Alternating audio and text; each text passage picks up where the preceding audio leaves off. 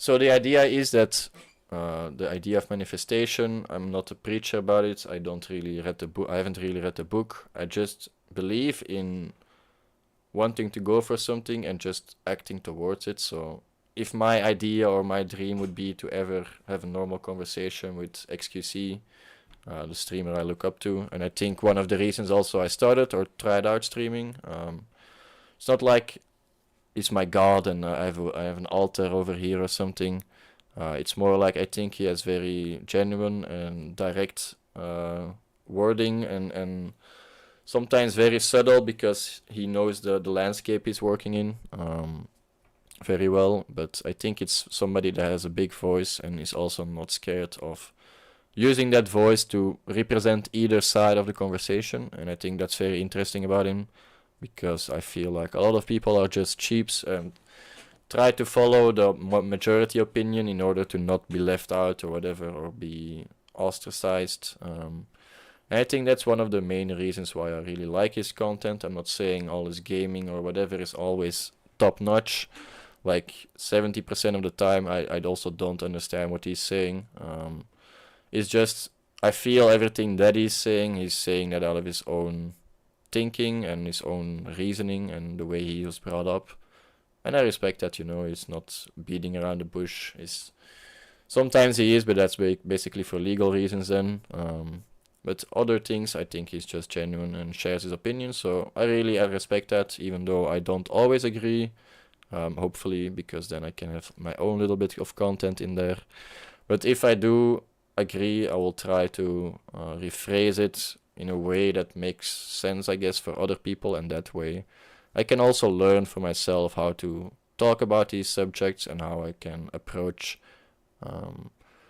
such subjects with the necessary subtleties and details that is necessary for such an online discussions or reactions, whatever we want to call this.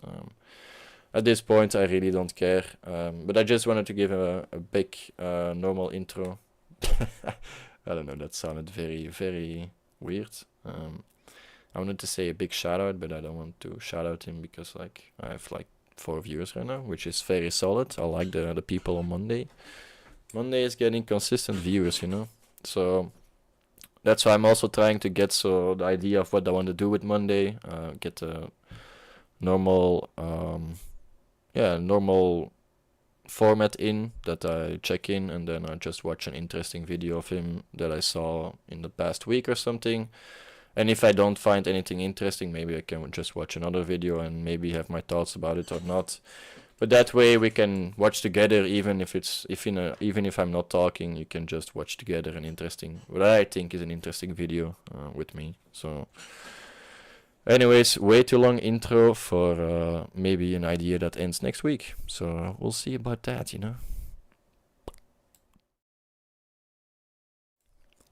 Okay, I'm back. It's 5 minutes later, and I'm ready to go. I have no idea why I said that. Just wanted to confuse people.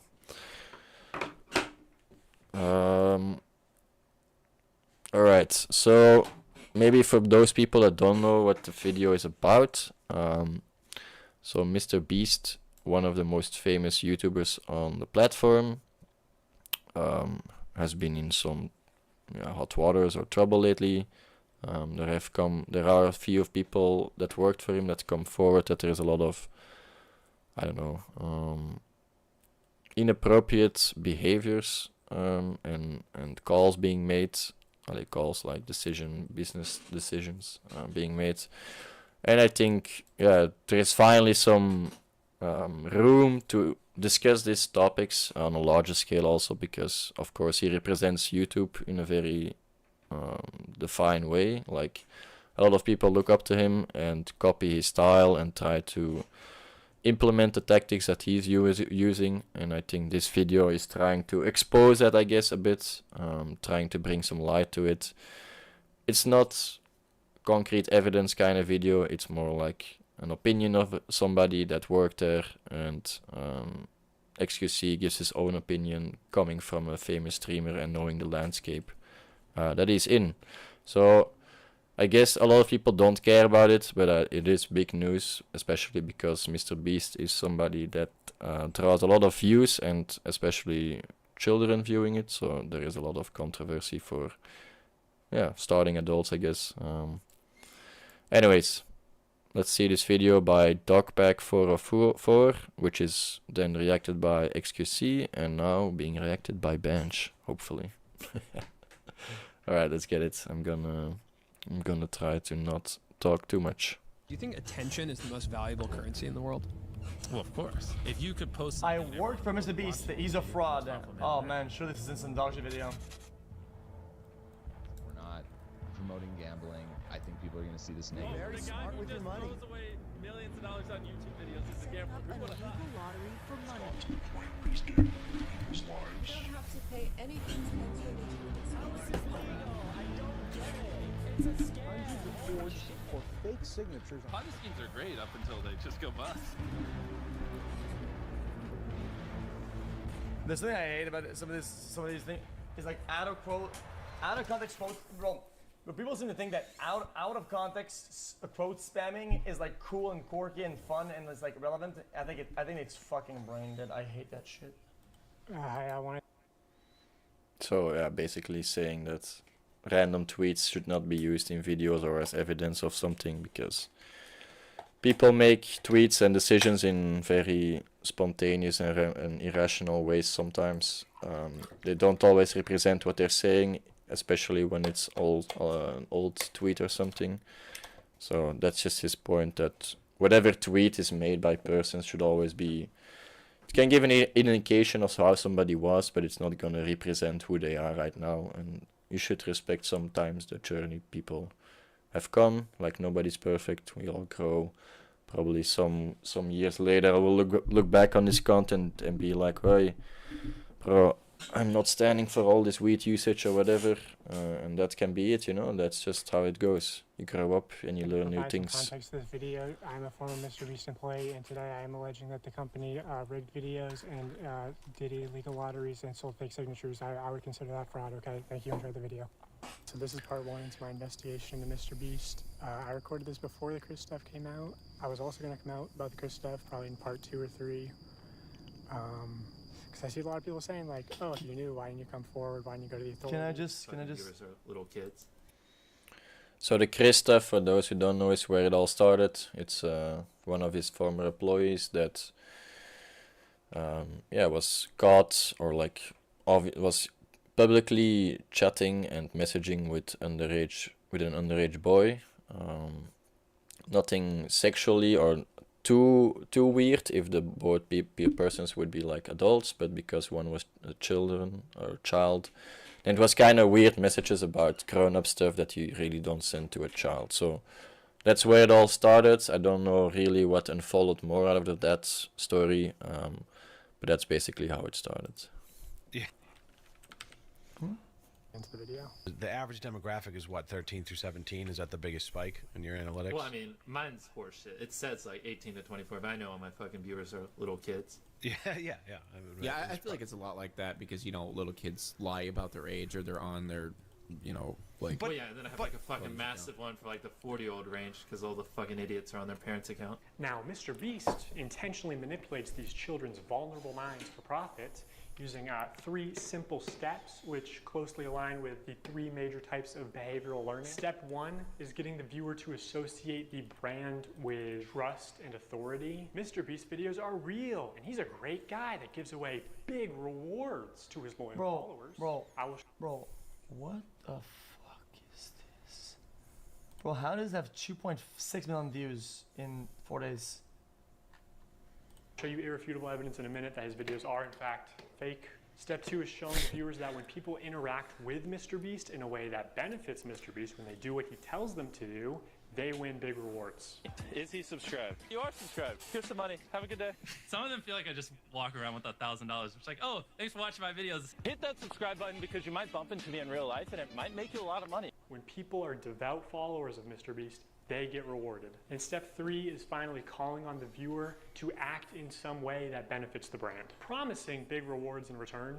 Now it's your turn to do what MrBeast tells you, and you will win big rewards. But you actually won't unless you're famous or friends or family of a MrBeast employee. So young, impressionable viewers are made to believe that MrBeast is a trusted... Bro, I wish these videos just skipped past all the like scientific research, or like whatever is actually bad, just show it, because this is dumb. This is dumb. Who the fuck cares?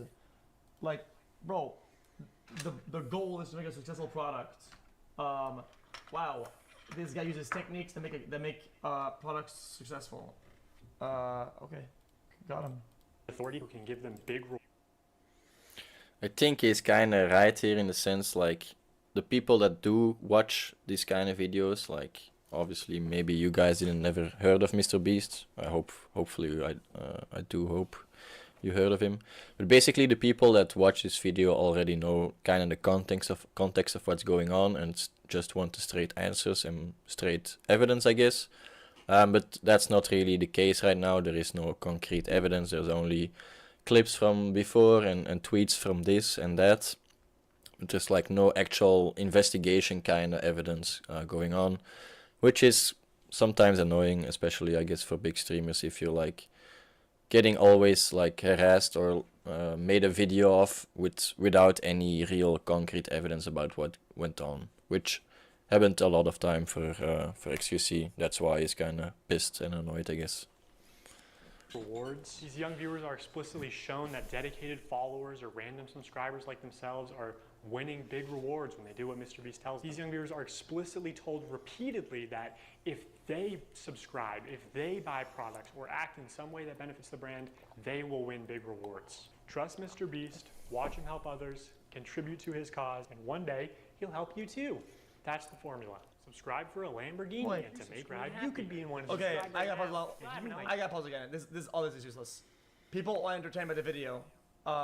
It drives more engagement by doing this, but most of the engagement already watch because it's entertaining. I don't think they give a fuck. That's the vast of the people don't give a fuck about the prices or something. What are you talking about? You're brain dead. You might win a free car. I don't know about this take. I think a lot of people do care about the money that can be bought or won. I mean, because that's really what they're hoping for, the ticket or the possibility for them to also get into one of the videos and win this Lamborghini or $1 million. I don't know. It's just my thought.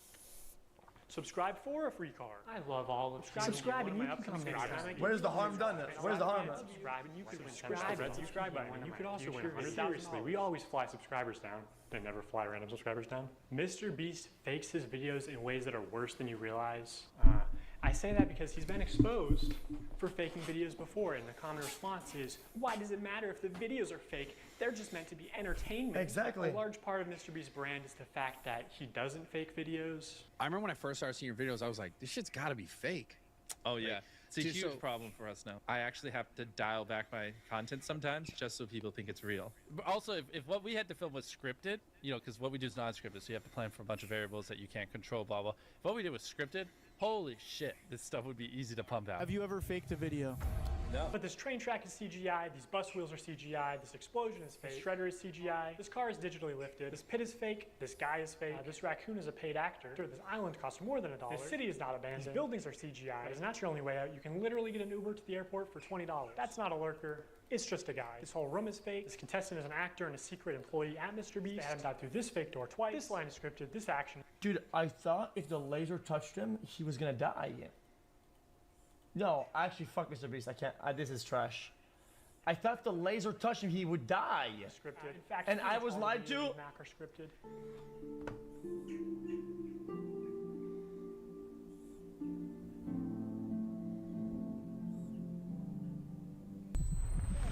You did it! Yeah! What we did was scripted. Holy shit, this stuff would be easy to pump out. Let's talk about Mac for a second. Okay, let's talk about skills and entertainment. And this guy knows he has enough time to finish the fucking course, right? And he's not some bullshit, boring-ass contestant and actually stalls out the last 10 or 15 or whatever fucking amount of time to make it entertaining because he knows the last route. Oh my god, oh my god, oh my god. That's so bad. That's so bad. No, don't do this. Don't entertain me more, please. Stop. What we did was scripted. Holy shit, this stuff would be easy to pump out. Let's talk. Well, I think that would be fine indeed for entertainment purposes. Like, if there was like not so much money involved, you know, like if the premise is that you're getting random people in this competition and then you maybe sneak in some paid actors or whatever, that's even like gray zone already. There should be a fair chance for people to win, and if they want to make entertainment out of it, they. All right, let's continue. Bullshit, boring ass contest. Let's see. And actually stalls out the last 10 or 15 or whatever fucking amount of time to make it entertaining because he knows the last route. Okay, let's go back. I forgot where we were. What we did was scripted. Holy shit, this stuff would be easy to pump out. Let's talk about Mac for a second. Okay, let's talk about skills and entertainment. And this guy knows he has enough time to finish the fucking course, right? And he's not some bullshit, boring ass contestant and actually stalls out the last 10 or 15 or whatever fucking amount of time to make it entertaining because he knows the last route. Oh my god, oh my god, oh my god. That's so bad. That's so bad. No, don't do this. Don't entertain me more, please. Stop. What we did was scripted. Holy shit, this stuff would be easy to pump out. Let's talk about Mac for a second. We will die. Do you understand? I think he's just defending something that is like just if somebody says one thing and does another thing, that's just kind of weird, you know. I don't know if it's like out of context that the clips are very old, like him saying that we don't use any or nothing is scripted, and that now everything is more scripted or whatever. But I do think that it's kind of weird that he's defending that, you know, like the guy just says nothing is scripted and then there are like paid actors in it that win the actual challenge. So I don't know, don't really agree with him here.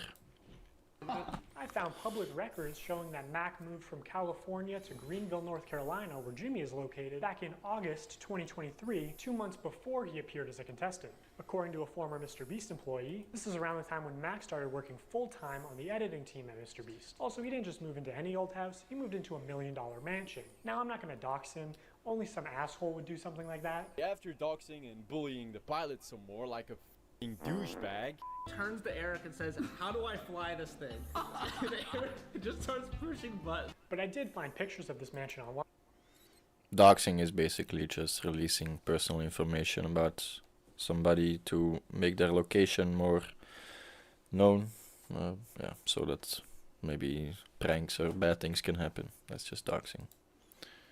So I fed them into ChatGPT and asked it to create similar images. And this is what it came up with. And it's honestly not that far off. His 6,000 square foot $1 million mansion comes with a movie theater and 7 bathrooms. What are you gonna spend the $800,000 on? I mean, my life's changed now. Yeah, I'm sure that $800,000 is really gonna change your life.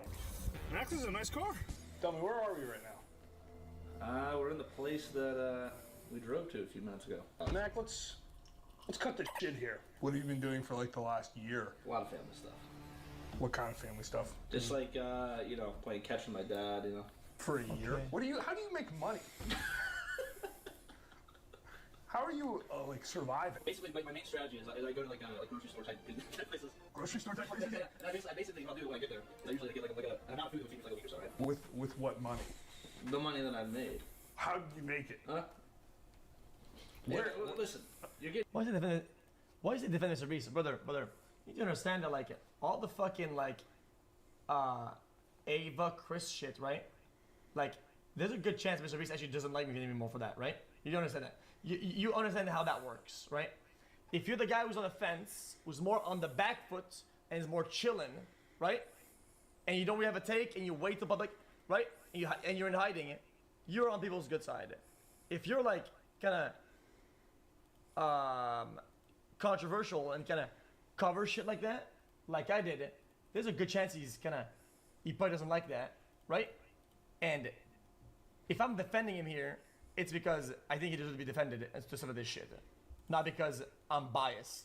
I think I've shown my biases to be unbiased when it comes down to that in general. Dude, like, I think I've earned that spot. Definitely. Not in the details. They'll figure it out. We will die. I didn't earn that spot. During this time lapse on the 4th. So basically he's saying like he has been pretty vocal about what happened with MrBeast, one of the bigger voices to actually talk about and questioning, not really pointing fingers at him, but more like what's happening over there and bringing more spotlight to it. So he feels, or he thinks, that because he said those things before to get the spotlight on MrBeast and his crew, that he now has more validity to actually give good or more honest advice and takes, which I kind of understand, so that's not a bad reasoning. It is kind of weird that, like, he's defending, I guess, things he understands more than me, which kind of strokes to me like he's defending something that not everybody believes. But I guess for people, the paid actor thing is just so weird that he's defending that. So in that way, yeah, I don't know. It's just day of 7 days stranded at sea, you can clearly opinion see more. there's no one in the shelter. These are their empty beds. But after a hard cut, magically 5 people are awake, and 2 of the boys have bright yellow raincoats that they didn't have when it rained on day 2. And after standing the whole night, Yeah, I said that when we watched it. You For didn't sure. spend the night soaked, Jimmy. You slept on the production yacht. It's ironic because this is one of the videos where they claim that they don't fake things. But no, we have to be the real channel that doesn't fake things. In this video, this wink was added in post. In fact, 58 was actually on the far opposite side of the room from 42, and he just didn't hear him. This whole revenge storyline was added in post. Multiple shots show how timers are edited in post. Timers are edited in post. Timers are edited in post. They also manipulated contestants' audio in post. We got 15 minutes. In general, if anything happens Well, last Adam second, David it's checking fake, or in. you can hear someone's voice but can't see their mouth. Welcome, The brother. audio could easily be added in post. I literally think I'm gonna kill you. And yes, this lie detector video was also fake. Have you ever Wait. faked a video? Chat, because I wish people understood, like, something that's important about some of these details is that if something wasn't captured properly, something didn't go properly, but it still happened, right? I think you can buffer it out. I think that's perfectly fine to, like, oh yeah, by the way, when you said that, we didn't really hear it. Say it again in the mic. Okay, like, how is that a problem? no. I think that reasoning or line of reasoning is correct. Like, if there is a situation playing out and some production mishaps happen, like, I don't think it's too far of reach to be producing and taking different shots and reverbing some things or whatever. I think what more is the point here is that he's just making up a whole story that is fake, and that's kind of weird, like creating every aspect of your show to look like it's fully real and people are winning money, but then actually it's just fake stories and fake people winning money, which comes back to the idea that, like, this paid actor in this kind of format where there's money on the line is a kind of, yeah, it's kind of undefendable, I think, which is where he doesn't see the same, I guess. It's still real to me, damn it! Okay, so MrBeast fabricates some contestant dialogue and timers and movements and storylines and uses a bunch of shitty CGI, but who really cares? I mean, the videos are just for entertainment only, right?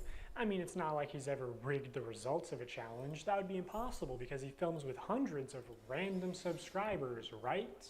Wrong. Let's look at this video. Not only were the results of this video completely scripted, but the contestants are not random subscribers. So many people had jobs. Oh, that contestant had to get out for her job? I guess you forgot she's your hiring manager. I actually recognize a lot of people in this video, including Jimmy's own girlfriend.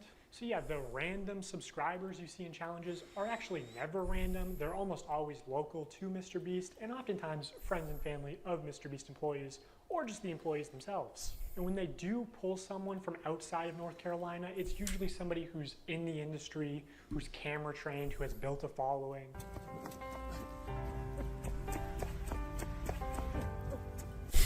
I feel sad for people that will watch this and will actually care about all this and think that this matters, like, at all. This is so fucking confusing. Dude, you cannot have a full random cast, right? You can never, ever.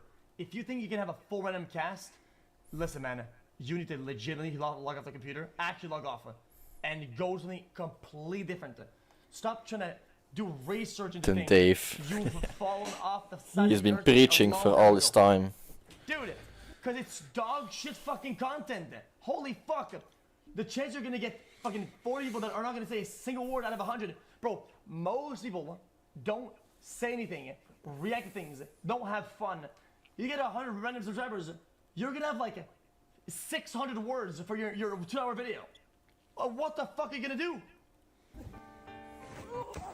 Hey, anyone I'm Again, I think this comes back to what the format of this kind of giveaways are and these challenges. Like, if this is like a random giveaway and you're preaching it as random for people, I don't mind like if there are some paid actors in there that can create more content and controversy maybe and get people all riled up. But if you have like this free subscription or free entry kind of competitions or like lotteries, they'll come into that one later. And it's kind of weird that you're putting everything fake, like giving more attributes to one team to make it, or yeah, it's just weird to be rigging that kind of setup, you know. It's I guess more entertaining, but it doesn't really reflect anything, you know. It's just like like an event that didn't happen, you know. friends with watching that wants 10 grand? They are never random subscribers. If you subscribe, you will not win $1 million. And what's even worse is that the results of this video were completely scripted, according to a former I wanted to add though, he's 100% true about if you get a fully random cast, like 99% of the people will not be that entertaining. Like, look just at me, you know, 4 hours of streaming coding and that's supposed to be a stream. What? Is that supposed to entertain people? No, but that's just how many of the people are. And if that's your format of your setup and you want to give away real money to real people, yeah, then I think you should make it entertaining in the way that doesn't breach the idea of it being to help people. That's just my take. Even out of 100, if there's 30 people that he knows, that's still fine. I don't give a shit. employee, it would have been a PR problem if the boys had won by a lot. It's still one of those drivers. Because so many of the female contestants were Mr. Beast employees who got out immediately. Production stepped in to actually make the results of the challenge closer. You can actually see some of this happen on camera, like when Jimmy pays one of the boys $10,000 to leave, which is twice as much as the actual prize money. But doesn't make the same offer to the girls. The boys were blowing you out of the water. I paid the one guy who knew how to solve them to leave. Now if you don't win, that was all. That's actually kind of ridiculous, you know? A fair competition and you're just paying out double the prize money for somebody to get out of the contest? That's odd, no? For nothing. At another point, he gives the girls a camera drone so they would have been able to see how many boys were left. It doesn't work out, but seeing how much they're willing to help them on camera, I'm willing to believe that they did, in fact, help them off camera. You know, apparently, at the end, they were only monitoring the boys to see if they stepped on the red line and not the girls, so that the girls would win the challenge. And to be clear, obviously the girls had an unfair start with having so many Mr. Beast employees get out immediately. You know, I think they all did deserve $5,000 for that, but also the boys so then should why is deserve it a fair okay for chance him at winning, to I think. advertise as if they have a chance to participate? Hold on. You are thicker than oil buddy Kona.xQcl. That don't know.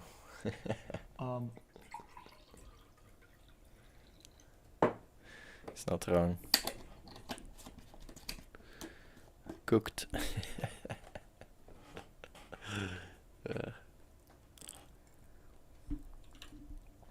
Bro, what are we looking at? In context. I think that's the expectation. Another question. Okay, was it okay for him to advertise as if they have a chance to participate? Okay, because I think they genuinely do. Unless they disprove it entirely, I'm pretty sure there's a good percentage of people that are RAM subscribers, and them being in the video and then stepping out, right, and then pulling things from the RAM subscribers, whatever, right, as in like interactions, people, things that will cause the video to be entertaining, that is the cost of the prize. Okay, the video being entertaining is what the prize exists. You being mad that the entertainment value is upped so that people can win and win more is like so brain dead. That's fucking stupid. Expectation when you run. So the last part of his thing is true. Like, I think indeed, if it's more entertaining, there will be a bigger prize pool, and then people will be more drawn to it. So that's a positive feedback loop. I don't agree that, like, if you watch these kind of videos, and that's always something that I was kind of confused with, is that they would give away these kind of random things along the competition or along the challenge. So you would be like 100 people in a circle, and the last one to leave gets $1 million, and then the 10th person that left actually gets a car or something. Like, it's kind of weird that they're dropping out sometimes and like arbitrarily giving gifts to some of the dropouts. It feels like kind of paying the actor like live actually in the challenge itself, like exposing it, like look, this guy is actually a paid actor, we pay him now $10,000 to leave this Rubik Cube solve kind of challenge. It is weird. It is just weird. So I don't agree with xQc there. So I'm just glad they're not doing another rigged boys versus girls video.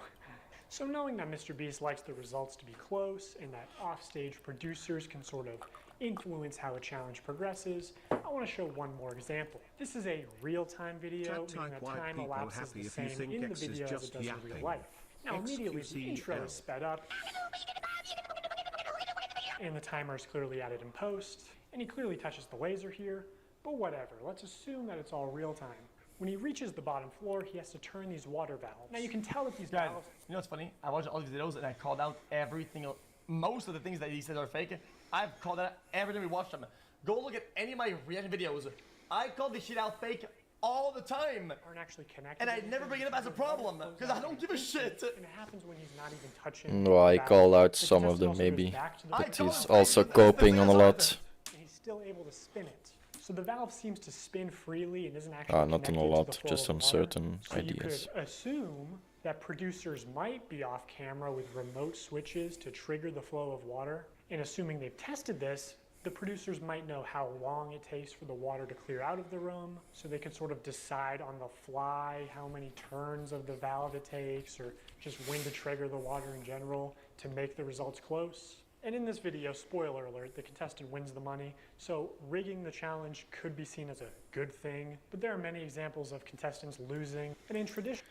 Honestly, I think there should be like a distinction between a challenge that one person does, and that can be more entertaining, like it's a paid actor, he's climbing through this hinderness parkour, or this obstacle course, and he's doing quote-unquote seemingly dangerous stuff. I think that's fine. I think the problem for me lays at least is when it's like supposed to be this random challenge that a lot of people partake in, and then you're gonna script the whole thing, and then I can assume that some players get like gifts and certain positions given to them more easily or more frequently than the average random participator. So I think the problem for me is not in this kind of individual video acts. Is actually completely illegal. We always have the same person tie all the knots so that we know they've tied them at the exact same tension.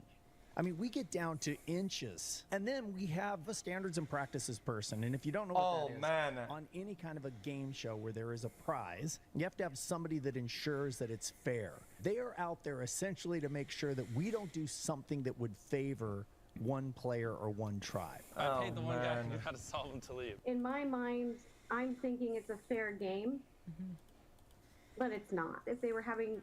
Really? It's a fair game? So you're saying that if I watch an episode of Survivor, right? And the extremely muscular guy I hired for this task of lifting rocks, and the girl that's against him, right? Wait, are you saying that it's kind of unfair for the girl? No way. No, that's dude. I don't know. Like, it's just brain dead. Some shit is by design unfair. Like problems finding people. That's a good point. Like most of the programs, most of the videos we watch are indeed all chosen, or like the challenges are chosen by certain people, and usually they choose challenges that favor more the person that they would like to win. That's just how entertainment goes, you know. If you have a very muscular guy and he's lifting these weights, it's more likely that he will win a physical challenge than this woman that is barely doing any sports throughout the week. That's just also how entertaining goes, you know. Trying to see a woman lift up the boulder can also be, like, also the negative part can be entertainment purpose, you know. It's how big the divide is between one and the other. So they can see kind that's of what fair, area I think. you're in. Isn't it that it's rigged? And they came to my area many times. Dude, these people ensure the fairness. Okay, but holy fuck, you're so dense. I'm not gonna bother. Smallest cupboard They had like big ones, medium ones, and small ones. I contorted this little 4'10" body into the smallest space, and I was in there for hours. And they didn't even open the door because they were like a. Mr. Beast edited Rosanna and going out of the top three, creating a fictional story. Person can't even fit in there. So they went in there and they opened all the cabinets, and my heart was like, oh, they're gonna find me, they're gonna find me. And then I could hear them saying, like, she's not here. I don't know what you're talking about. Like, she's not here. The other thing that they said is absolutely no climbing in the air vents or the ceiling. And they said it's because they do all their wiring in the ceiling. So I am up here. Okay, I feel good about this spot. If it was held accountable, especially because this was a YouTube original production, Zach would have been eliminated for cheating. He broke the rules, and guarantee Yeah, you, that's definitely bullshit. If that's I true. climbed in the ceiling, Mr. Beast would eliminate me. He was in the ceiling! Also, I think some of the Mr. Beast giveaways have been fake, but I'll get to that later. Well, This one is pretty difficult because yeah, it's like just one person saying that, but if that was a rule and he broke that rule, then it shows you just a way that they can allow certain contestants to get through certain rounds and how others are probably eliminated if they would spot them breaking that rule. So yeah, it just gives more backstory to the methods they're using. Build trust with his audience. I want to go on to explain how. Like the what? What? Like the what? Mr. Beast would eliminate me. Games 2 and 3, Trivia and Seek, had nothing to do with charity. Winners of the competition would receive prize money under the fake condition that if they give money to their fans. Hey, my cousin of cheating. And also, I don't think this is anything. Mr. Beast lies to build trust with his audience. I want to go on to explain how he exploits that trust for profit through running illegal lotteries, selling fake signatures, giving children diabetes, and more. A call to action is simply when you tell the viewer to do something, saying subscribe is a call to action. Early in his career, Mr. Beast found a better version of this where he takes a call to action and he adds positive or negative reinforcement to it. Now, as adults, we can recognize that subscribe for a cookie is a joke. It's not a real offer, but again, Mr. Beast's audience is primarily children who may have authorities in their life that actually use sweet treats or video game detentions as forms of reinforcement, and you aren't born understanding sarcasm. Whatever the reason, these reinforced call to actions are more effective than just saying subscribe. Oh, but there's an even much better version. The call to action giveaway. If you guys want to win a brand new PS5, all you have to do is subscribe Such to a my degenerate channel. time. I can't believe people are still doing fucking giveaways. Hold on. Yo? Of YouTube, people are still like buying subs for this shit. So over the next 7 days, I'm gonna be giving 1,000 random people that subscribe a free Samsung Galaxy S24. How is this legal? I don't get it. All you have to do is subscribe to your channel. All you have to do to enter to win one of these phones is subscribe. PewDiePie.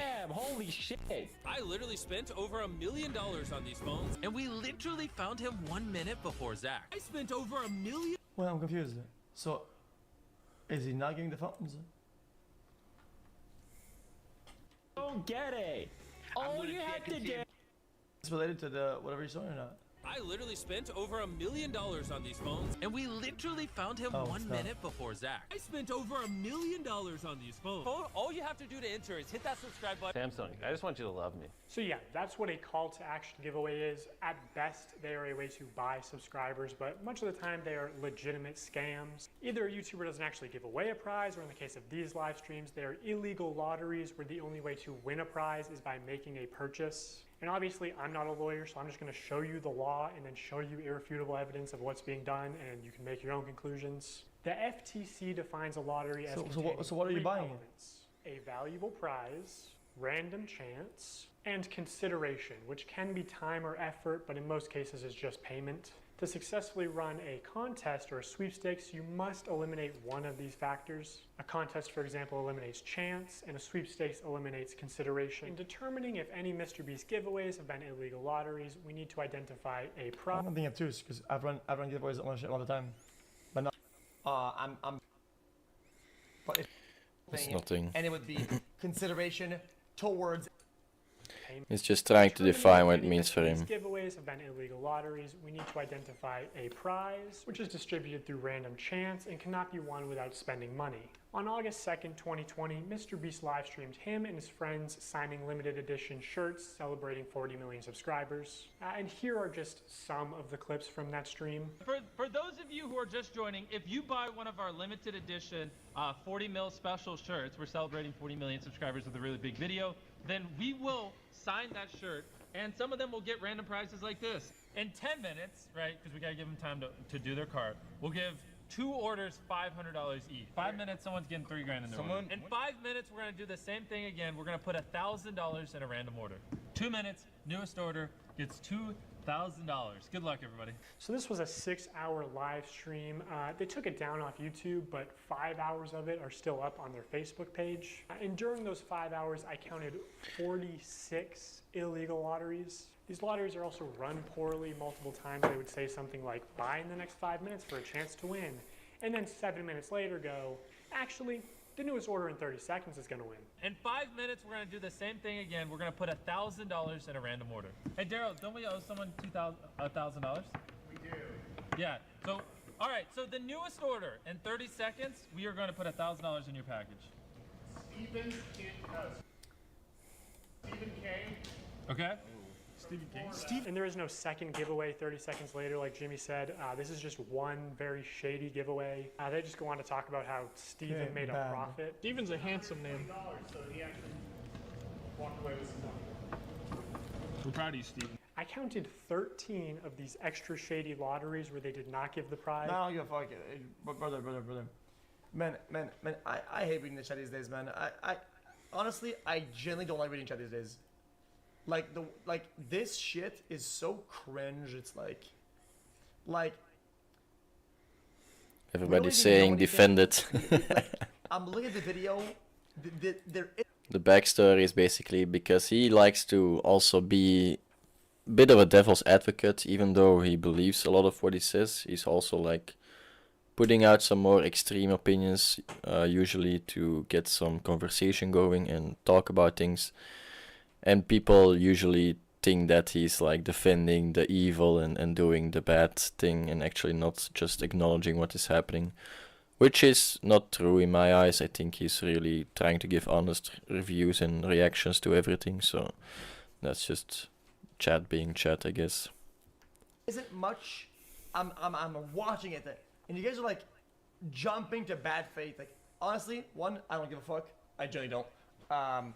2, no, actually, I'm not kidding. Like, I actually don't give a fuck. But 2, it's like, okay, is there proof that they did go back and actually choose one of these guys at random and give them that, right? Is there a chance that they say, oh yeah, we made a mistake there, and they doubled it? Do we know that they didn't do that? Like, if you're going to approach this and do it the right way, I think it's important to actually hit it in ways that it's kind of irrefutable. Yeah. You think it's illegal? Sure, fine. I mean, then that's your point. But can I be honest with you? I don't care. Original time frame that they said. Okay, so we're gonna put 2 iPhones in this piñata, and we're gonna give it to someone who orders a shirt in 3 minutes, 5 minutes. Buy a limited edition shirt or hoodie, and we're gonna pick a random one in 10 minutes and give them $2,000. Have we done iPhones yet? Yeah. Oh, we did one. Oh wait, hey Daryl. First, actually, before we do that, we never picked the piñata. So these clearly fit the definition of an illegal lottery. These clips are also not out of context. No one ever said no purchase necessary. There's nothing in the description or on the website. So, if somebody's already buying something, you're not allowed to make it different for some of the orders, or whatever. I'm actually having a hard time seeing it.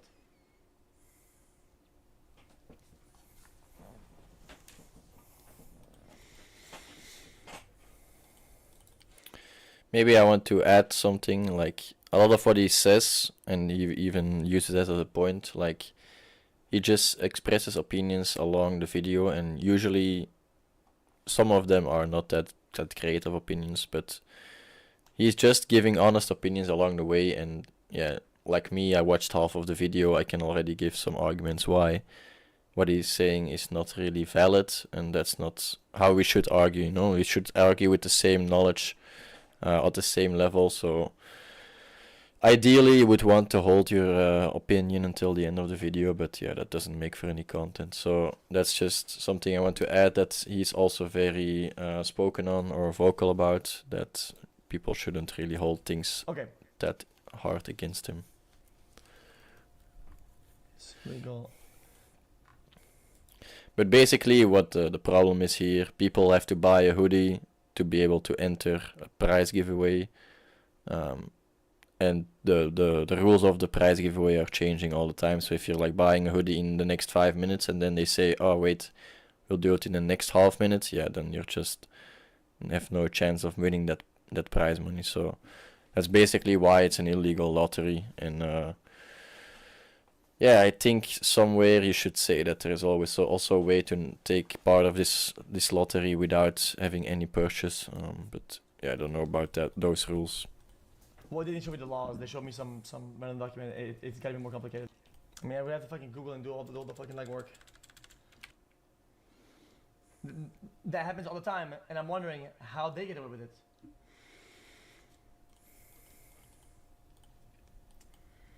Like, it's remove chance. Right. If you order this or whatever, oh, because it's a chance. So it cannot. It can't be. It's remove chance. Yeah, the changing of rules removes the chance to gain anything. Once is that this is bad and they don't do it anymore. Our city is sold out of PlayStations. I don't care. Does he say sometimes that he doesn't care, whatever, right? Stations, and he says, Doesn't matter. "Are we trying to not sell merch?" Our city is sold out of PlayStations. We don't have any. We have to give away. Are we trying to not sell merch? So he clearly knows that they're making more money by running these illegal lotteries. Another shady thing he did was constantly suggest that they're doing too many giveaways to make a profit. My guy over there doing the numbers like, stop, please. Like, you do realize every time you give away an Xbox at $1,000, you don't make money. I'm like, oh, I know, we're not gonna make money. What are we doing, guys? We're gonna check after the stream and it's gonna be like, oh no, what a waste. Yeah, I know. We're gonna break neutral. When there was just no way they were ever even close to losing money on this stream. I don't know who this is, but you just got a pair of AirPods. Oh my gosh, we're not making money. Guys, we need to stop giving everyone It's pretty something. cringe. Like almost everything that someone's bought, we put something in their package. I'm not gonna make money. In 5 hours, they gave away about $50,000. Odds of winning a prize with purchase 0.06, 1 in 1600. So I guess he counted all the shirts and hoodies sold. Yeah, that's pretty fucking dog shit. T-shirts at $42 each. I mean, I'll agree that that's actually dog shit. $22. Straight up. But even if they were making like $1 per shirt, they would still be fine. Also, by my estimates, only one in every 1,600 orders actually won a prize. And I guarantee it's stupid. It's irresponsible, and I'm sure that in hindsight, he thinks it's dog shit.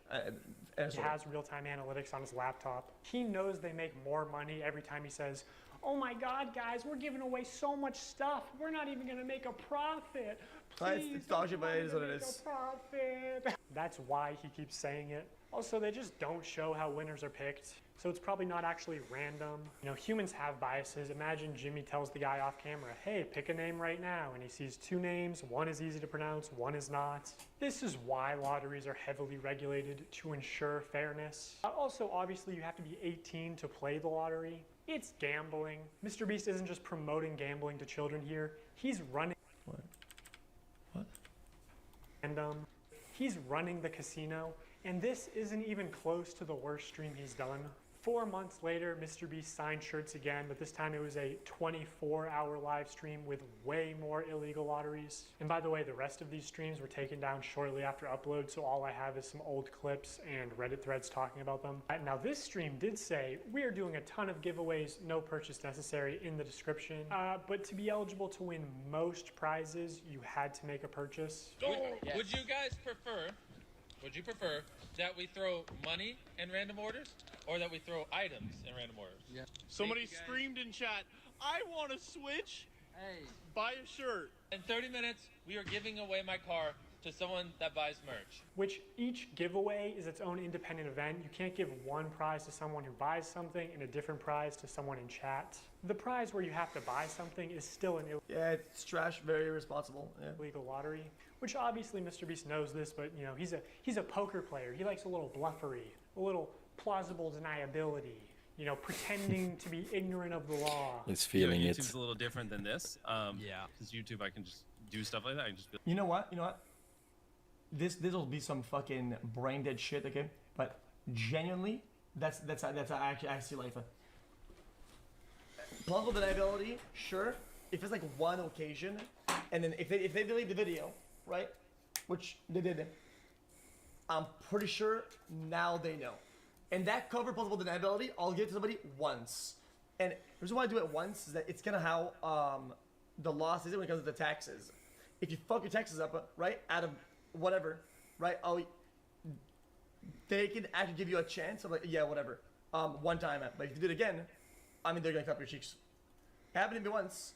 I was like, I was gonna do my taxes, right, whatever, right, like way back when, and I was like late, whatever, and I burned that chance by accident. But I mean, I didn't go to fucking jail. like, you know what? Pull up a database of 100 people that bought chocolate bars and pick 100 random ones. Got it. I think I was can do late. that over here. I don't know. So I don't want to say anything, and then someone be like, Yeah. actually, that's illegal. Right. I could not find any way to enter. Yeah, so by his logic now, he shouldn't really mess or fuck. Ah, shit.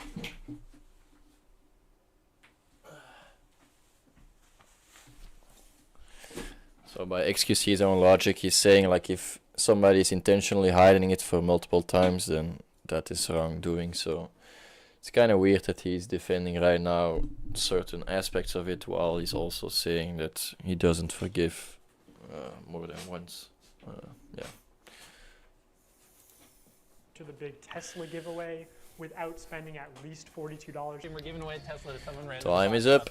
They also gave away Dave. 24 tickets, which gave you the opportunity to be in a video. Headminer Again, Dave most of these tickets you on the had scene. to make a purchase to win. One random person that buys in one time frame, 10 minutes. We're going to put this in someone's order that buys something. And we're going to have 24 people. We're going to put them in 24 different circles. $1 million on the line. Have some Bro, fun. don't say Team You fucking content cop. This is Alibaba dog shit fucking like selling a car for $6 and they give you a picture of a car. Fucking content cop. You know what I'm saying? Like that's what this is. This Some video Alibaba shit. There is no Mr. Beast video of 24 I don't know what he people means in by that. circles We have to competing skip that for one. $1 million. Unless it ended up being 100 people in a circle competing for $500,000, but that's a smaller prize and much worse odds. So like, did they just pocket the money or what? Hey, it's the pilot guy. Let's get it! Wait, he's about to be the first one out? That's unlike him. And though you got out first, I still have a prize for you. Just wait here. Oh, first person out gets a car, and it just happened to be your friend Mac. Another thing that just annoys me is Jimmy Constant. Now I'm thinking about it, it's also just weird that you're like showing the other contestants like, hey, if you drop out, you have this chance on getting a prize, and then the first one out gets a car, and then the second one out probably gets nothing or something, like it skips a few, and yeah, it's kind of weird and arbitrarily He's just chosen. doing this for fun because he loves giving things away. Oh, and I just like giving away stuff. It's kind of fun to me. Imagine you just lost a bunch of money at Get the the casino, points in when and the bot owner comes comes on. out and he You want to says, have points, "Guys, I'll tell you that. The reason I do all this, I just love giving away money. Also, you're 7 years old in that example. It's insane that he can flip these massively profitable illegal lotteries targeted towards children as an act of generosity. So I'm going to give you guys a few minutes to go place an order at shopmrbeast.com. Anyone watching any of the lives. And we're going to throw iPhones in some of them. Chat, I'm telling you, I said this a long time ago, if when you use the target children in one of your videos, I'm listening to 10% of what you're saying. I think that's a good rule of thumb. I don't give a shit. If you say target children, right, when it's not deliberately being done, brother, if your child, okay, And again, anyone watching if your child has a credit card and is able to purchase a lot of merchandise online and do all this shit, man, you're a shit parent, and fuck you. Fuck your shit, brother. You're complete dog shit trash. Actually give up on parenting. Fuck you. Oh. Like, he's going pretty hard on this point, but it's one of his main points that he's talking about a lot. Like, a lot of content and especially like giveaways are not targeted at children directly, and children log in with fake accounts or with accounts from their parents or whatever, and then the parents are getting mad at the people that made the content for adults that their children are watching it, and then it's kind of this weird like blame another guy for your own incompetence, and xQc is basically done with that argument, which I understand. It's not that black and white, I think. Like, you can't fully control your children, of course. That's also going too much on the other side. For example, a story of mine is that I sneaked my mom's bank account or credit card once, and I bought an extra RuneScape account and never told her about it, and she was like, huh? PayPal is ripping me off, and I just let it play out, you know. I just didn't say anything, and now she never uses PayPal because she thinks it scammed her once, and it was actually her son. So I never told this to anybody, but now everybody knows. It just happens sometimes, and as a parent you can't really follow whatever your child is doing 100%. So there is definitely some good truth to it, but to be honest, like, you can't control your child 100% of the time, and you have to get good morals into them, and sometimes it works, sometimes it doesn't, but it doesn't mean that, like, there is some argument to be made that MrBeast is targeting a lot of children, especially, that don't really have a good grasp on what's going on in the world, how much the money is worth, and they just see a number and they want to win it no matter what. I think adults are way more realistic, like, it's probably fake or set up or whatever, and that's also why they're targeting like chocolate bars and stuff. It's targeted at a younger audience, let's say that. Teenagers, people in their 20s maybe, but that's it. Oh my god. iPhones in some of them. And again, there are very... Guys, target at children. Use your credit card that you've earned and money that you have to buy product to flee your child. Watching any of the lives. All of them rant. We're going to throw iPhones in some of them. And again, there are very few videos of this live stream on the internet. I think MrBeast probably copyright strikes re-uploads. But almost any clip you do find will have some... What if the kid steals a credit card? If you leave your credit card around and your child does this shit, your kid is dog shit. So I'm dog shit. He Nice. already does that, right? And two, you're leaving your credit card around for your kid to pick up. You're a shit parent. That's double your fault.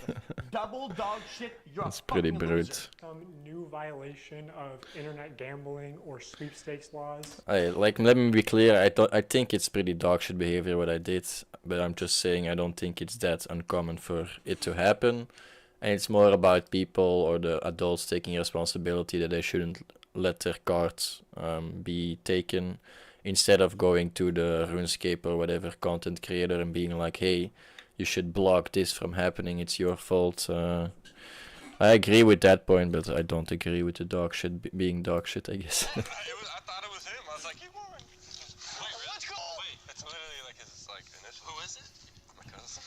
Wait, really? Actually. Oh yeah, I am victim blaming. If you're gonna say that a parent is victim to their child, you don't get their shit, brother, log off the stream. Go take a bath or some shit. I will you're bro. Legally, moral. He's you gotta molding. shit. It's a child, brother. It's a child. Holy fuck. That's illegal. Some of the common complaints we see in threads about this live stream are that they only signed large t-shirts, so when they selected an order to give a prize, it was apparently always a large or extra large t-shirt. They kept saying things like, buy in the next 15 minutes for a chance to win, and then not honoring it. Multiple people claiming that their name was read to win a prize, and they never received it. And my shirts, large shirts. I bought a large one. t-shirt. They kept saying things like buy in the next 15 minutes for a chance to win and then not honoring it. Multiple people claiming that their name was read to win a prize and they never received it. This person is still tweeting about it to this day. Now there's a lot more people. To be fair, it's kind of difficult to actually use this as evidence. Like, the people that you will hear and will see online are the people that think they got scammed or did get scammed. But we haven't heard about the people that actually were randoms and actually got their prize. So I'm interested to know, like, how much of the percentage are we talking about of people that quote unquote got scammed or really did get scammed. But I think right now, yeah, it's misconstruing a lot of intention. Like, maybe 60% was not intentionally and 40% was intentionally. I don't know. I think there is, it's not bad or good, it's just they did use, it seemed like some unethical approaches are not like consistent with the format that they were preaching and being a charitable thing for people. But I also think that it's like both sides are going a bit overboard in trying to expose the other one. So Tactics. Reading all this really upsets me because I spent money I honestly didn't have for 5 shirts at different times during the live when they said things like buy now and you will get prize. If you use a Reddit comment as a source, I'm not I received 2 orders and nothing but shirt, both with envy and one with a heart and one with a smiley. I get that. I was hoping for at least Reddit a couple is a things special, for Christmas for my family. special kind of Hi place. guys, I'm Bill Gates and I just bought a new yacht and I just gave it away. And it's true because I said so on a Reddit post. Poggers. This commenter also goes on to explain that she's disabled, has PTSD. Lotteries and scams specifically target vulnerable populations like that. I'm disappointed. My son bought a signed shirt and was so excited. He watched the live stream and saw that people who bought would receive $100. He was excited to win something and be a part of his favorite streamer, Mr. Beast. When the shirt arrived, he was grinning from ear to ear. When he realized that there was no $100, he was visibly disappointed. He said nothing other than, I guess he meant everyone except me. He loves his shirt, but I'm really upset seeing him hurt. So this guy stood by and saw the premise and did that with his child, right? And he's saying that's what the child did and the child thought. No, this is what you thought, this is what you did, this is what you bought. The child has nothing to do with this. If anything, you sold your child on some dog shit that you know better on. You absolute fuckwad. What is wrong with this guy? Yeah, it's not wrong about this one. I think, especially in this situation, the dad is responsible. But of course, it's also kind of weird to say that every order that was made in the last 5 minutes would get $100. Like, it's setting up for a false expectation. Of course, there are fine print, but both parties are not acting with their full capacity of their full brain capacity, I would say. So they're just using whatever works for their party. A lot of people are independently claiming the same things, like that at the end of the live stream they said they were putting $100 in every order. Now, my speculation is that they put $100 in every order that came across the table. You're not gonna sit in front of a child, right? And say, wow, this is a scam and this is bad. This is not gonna happen, right? Hey, little kid, this is gonna happen. Let's buy this. Oh, it didn't happen? My child was scammed. Ah! What the fuck is this? That they signed. That's a very good point. You're dumb, you're stupid. If the video of this live stream ever resurfaces, I think a lot of these claims will... Alright, let's take a little smoky break.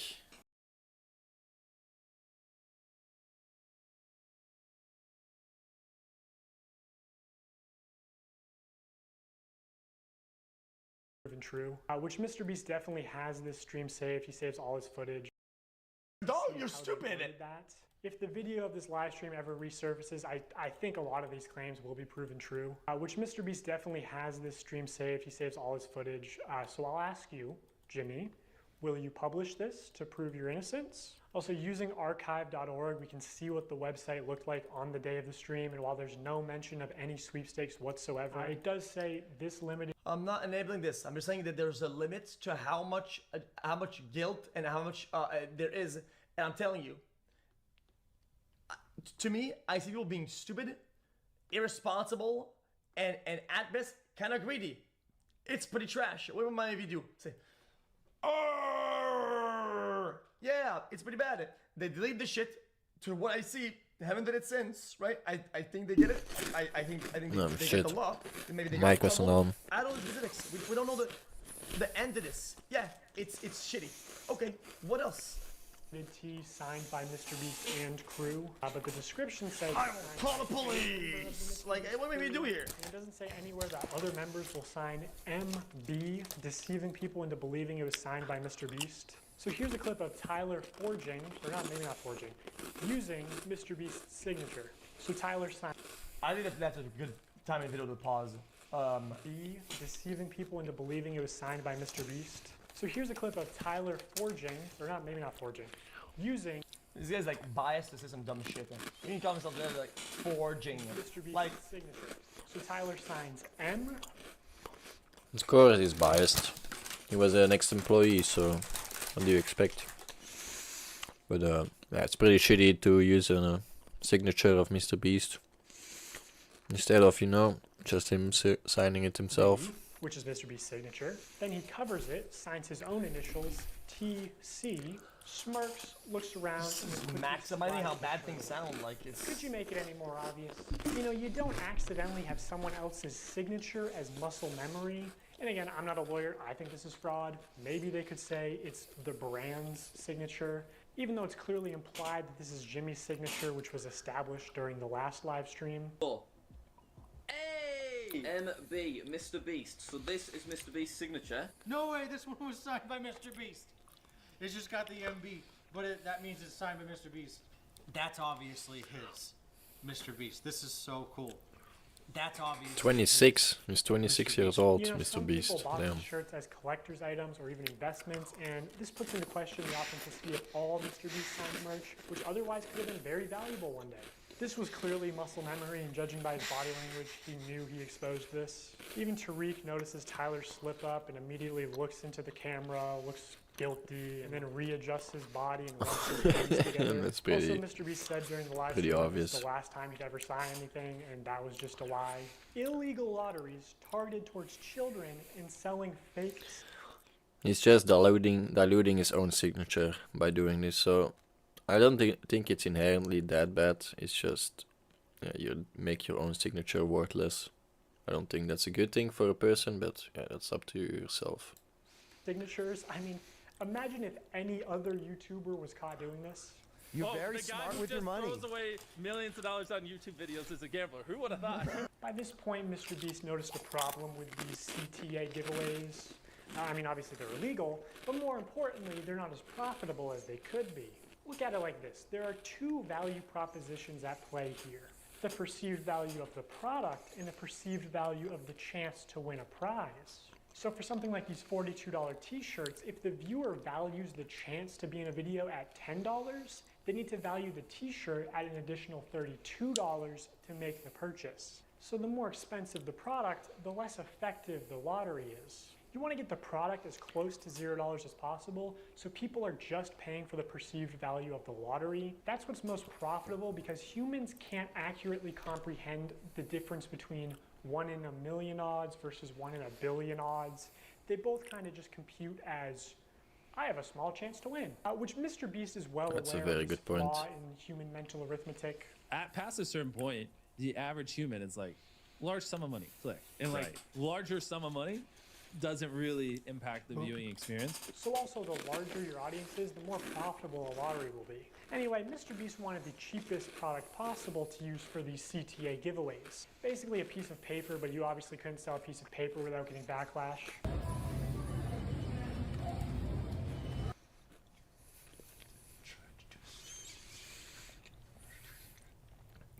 Yeah, this really doesn't matter.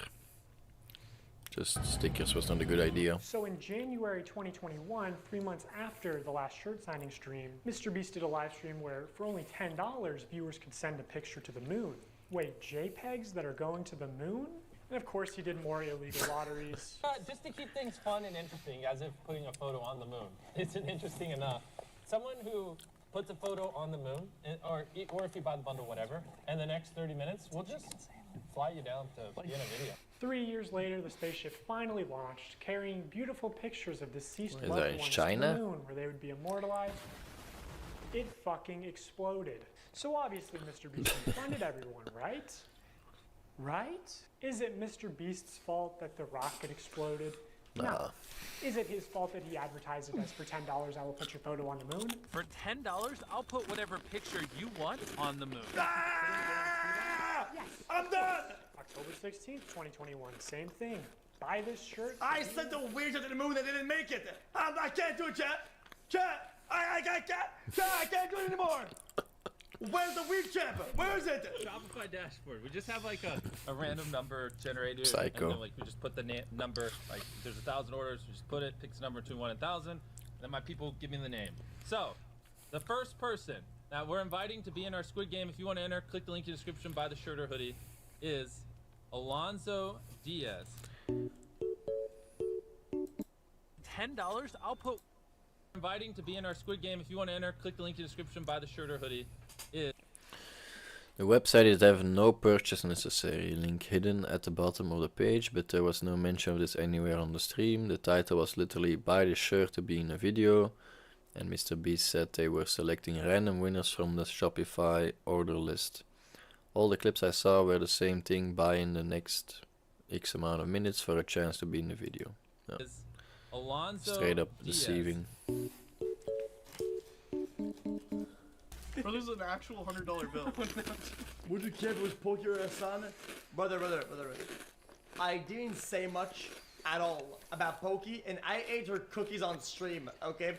She gave me a box, and I ate them, and I don't give a fuck. I said, yeah, it's kinda dog shit. It don't even taste good, but it kinda just stops there. That's it. Like, why do you want me some sort of fucking, like, crazy, like, moral grandstand? Sometimes I do sound like I'm moral grandstanding, but I'm not.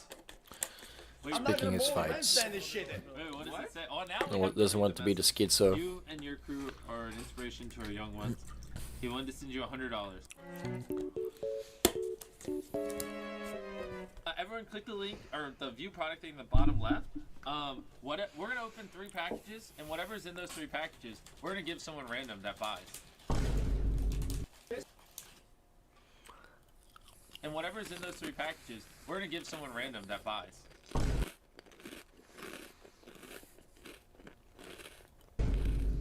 Mr. Beast is the American dream. Now I'm going to get to what, in my opinion, is the most unethical CTA giveaway that Mr. Beast has done.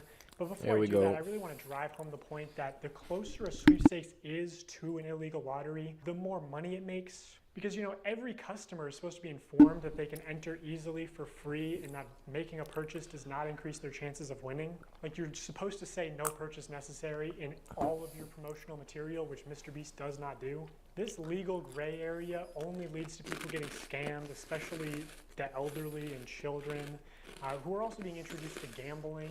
The only people who benefit off of sweepstakes are influencers and scammers. Remember Wizza, a sweepstakes company that got exposed as a total scam and that was a disaster. Even Omaze, the charity sweepstakes company, got exposed as a scam and had to shut down in the US. Or back in the day, there was Mystery Brand. You remember Mystery Brand? So Mystery Brand is a website where you purchase different boxes with chances of winning things. Take, for example, this women's Christmas box. It costs $15 to open, and you can win the most expensive Los Angeles realty. But you can't even click it, okay? It doesn't even give you more information, but apparently it's worth $250 million. I love Okay. I didn't give you more information, but apparently it's worth $250 million. I bought the not $44. It's on sale. $14 women's box. I didn't get the match, and I can't believe it. I love that you can't click it. Like they're just like trust us. Just There's a hammering on $250 people million being house stupid. with your name on it. All the way down to I guess I'm one of those stupid people. site balance. I'm willing to bet that this is probably what 99% of the people are getting. Hey, at least Mr. Beast never wanted to work with this obvious scam. I mean, at least Mr. Beast's manager never went on some podcast. Yeah, that's no. I'm laughing, but I know how this is terrible. 10x worse. I mean, this massive gambling and fake and dog shit. And this is everything combined, and it's also false advertising with the fucking bullshit. Like, this is. Mr. Beast really wanted to work with this company. No, what's this? Is there anything you've had to say no to? Yeah, tons. Yeah. So, good example. So it was about 3 years or 2.5 years ago, and I started working with Jimmy. What was becoming really popular were these like mystery loot crate, like internet sites where it's basically like CS:GO skins, but you'd go on and be like, here's the Supreme box, and you'd pay $50 for it. And remember, it was didn't Ricegum did quite a few people. Yeah. Yes, Yeah, they got a lot of hate for that. Right. Jimmy was, he wanted to work with that company when he heard about it because there was a lot of money and we wanted to give that money away in a video, and I had to talk him back on it. I was like, listen, we're not promoting gambling. I think people are going to see this negatively. So it was a long conversation that him and I had to have, which eventually we passed on the deal. And then Jake, Paul, and Ricegum ended up doing that deal and got a lot of hate for it. Jimmy, why is your manager saying that you wanted to promote this obvious scam? So what you're saying is that the guy did his job, the job he was hired for. So you're saying is that guy sees something, doesn't know everything about it. Guy whose job it is to know something and investigate something to advise them on doing the right thing, actually look into it and says, this isn't good, so we're not doing this. And then they didn't do it. Okay, this is the biggest nothing burger I've ever seen. I am gonna fucking lose my mind. Brother, brother.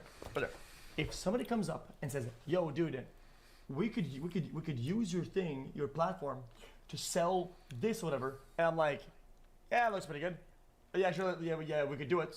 And I will refer you to my manager, fucking agent, and their job is gonna be to look into what it does, what it is, and the legality, and then they'll give me yo man, we're not gonna do this because of this and that, right? And then I'll say, oh, okay, yeah, then we're not doing this then, because at that point he could have still signed it. It's not like this guy like punched him out of signing. He informed him that it's dog shit, and then he didn't do it.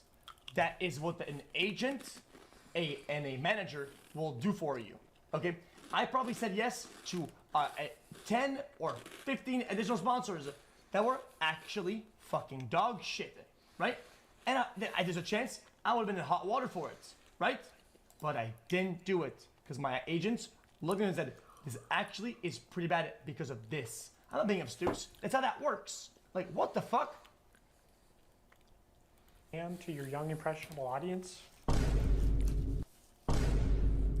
Mr. Beast launched Feastables, his new. Okay. Yo, I'm gonna do a deal with you. Okay. Where? Here it comes. I will give one of your family member $100,000. Boom. Done. All I have to say is shout out to Teresa. Teresa. Shout out Teresa. Okay, wait. Hold on. Pause. Hold on. I want to do this, chat. I want to do this shout out because 100K for a dude sounds fantastic, right? Then they give me the paper. I look into it, right? I know what I'm reading, complicated, right? But I want to do it though because it sounds really cool. I get to my agent, my lawyers, whatever, and say, yo, dude, in the fine print, page fucking 63 or whatever, it says, dude, the money will only kick in a year, right?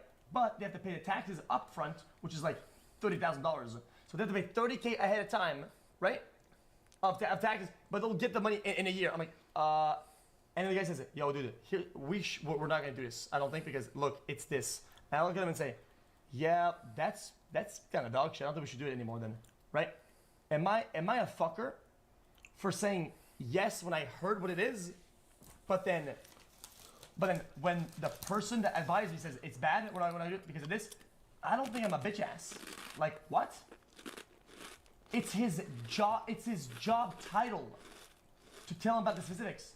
I don't believe that Mr. Beast knew all the specifics and all the bad optics and all, and I'm just not going to assume that. That's just being shitty. I'm not going to do that. Sorry. New chocolate brand back in January. This guy is a black on the white fucking retard. 2022. I want to tell you guys about my new snack company, Feastable. They're made with only 5 ingredients. So I think here the conversation is about who has the final word, and like if you are the main content creator and you say you stand for something and then afterwards you're gonna crawl back on that one and be like, oh, actually my lawyers didn't say I should do that.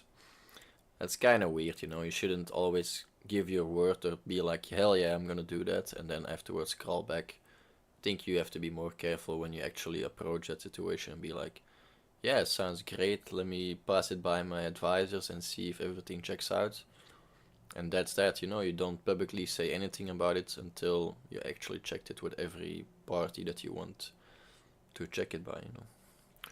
So I guess he makes a point here, like, depends on how strong his initial response was, like, hey, yes, I'm gonna do it, or no, I'm not gonna do it, and if Mr. Beast actually made anything public about that yet. Otherwise, I think his manager probably did a good job, so yeah. But still tastes amazing. And I'm kicking off Feastables with something I've always wanted to do. 10 random bars are going to have a mystery ticket inside of them, and if you get this mystery ticket, we will fly you out to compete for a chocolate. I didn't miss the point. I got the point. We're giving away over $1 million in other prizes to random people that buy the bars. Dude, I need to buy these. It's interesting to look back at this because a large part of Feastable's marketing campaign was the fact that it's a better for you brand. That okay. You may be the manager, hold on, but you're still the CEO of the company. Sign off on this shit. It's why they didn't do it. So they didn't sign up on it.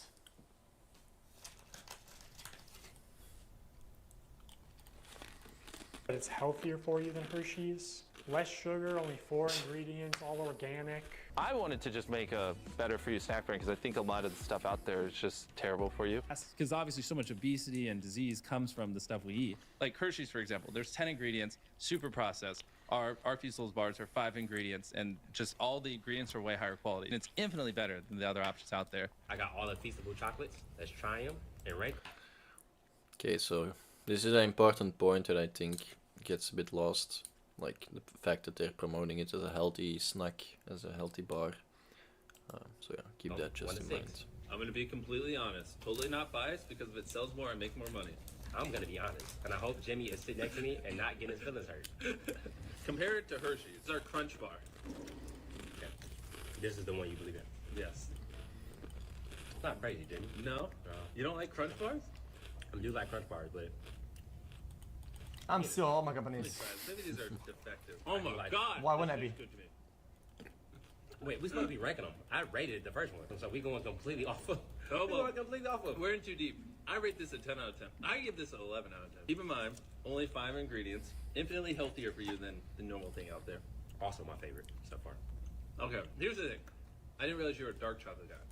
I'm not a super dark chocolate guy. I do love dark chocolate. I get this a 7.8 out of 10. Okay, so I'm starting to understand this, man. Okay, okay. I'm starting to figure this man out. You're gonna like this one, right? You like salt? I mean, as a sea salt guy. I'm gonna get rid of these. I love salt. No, I want to try those. No, you just don't. Trust me. You're a dark chocolate kind of guy. Why is he putting those comments at the bottom? Like, why are we validating this fucking brain dead random retard? Why are we putting this on the screen like it matters? Like it's any. Like it's. What the fuck is this? No, I want to try those. No, you just don't. Trust me. You're a dark chocolate kind of guy. Yes. Need a social skills tutor. This video on the internet, he should act better because I know what the premise is here and I understand the social setting here, and he should do better than what he's currently doing because I said so. And I, as a maker of this video, dog pack, I will put it on screen because that has validity. Kinda smart. No, kinda fucking retarded. I can read the room. Ah! Stop. Just wanted to add that this is right here, of course, like these comments don't mean anything, you know. even though he's acting weird, like, I challenge you guys, you know, like all the lurkers like me. Just try to do something entertaining and go on the fly and improvise when somebody's not reacting the way you would think they react. It's not an easy job, I think, so definitely have to give some credits there for just going through it and yeah, taking it like a champ, trying to make something funny out of that situation. So, yeah, that's not... Yeah, but this is real. Now in 2024, Mr. Beast changed the formula again to where it has mostly the same ingredients as Hershey's and even more sugar and more calories per bar. And this initial ad for Feastables where he calls it healthy is still getting... That's also pretty... yeah, not really talked about enough, I guess, that they changed their formula to actually be a close competitor to the most famous millions one. of views a month. Also, I don't think you should ever advertise it as over $1 million in prizes when more than a third of those prizes are just coupons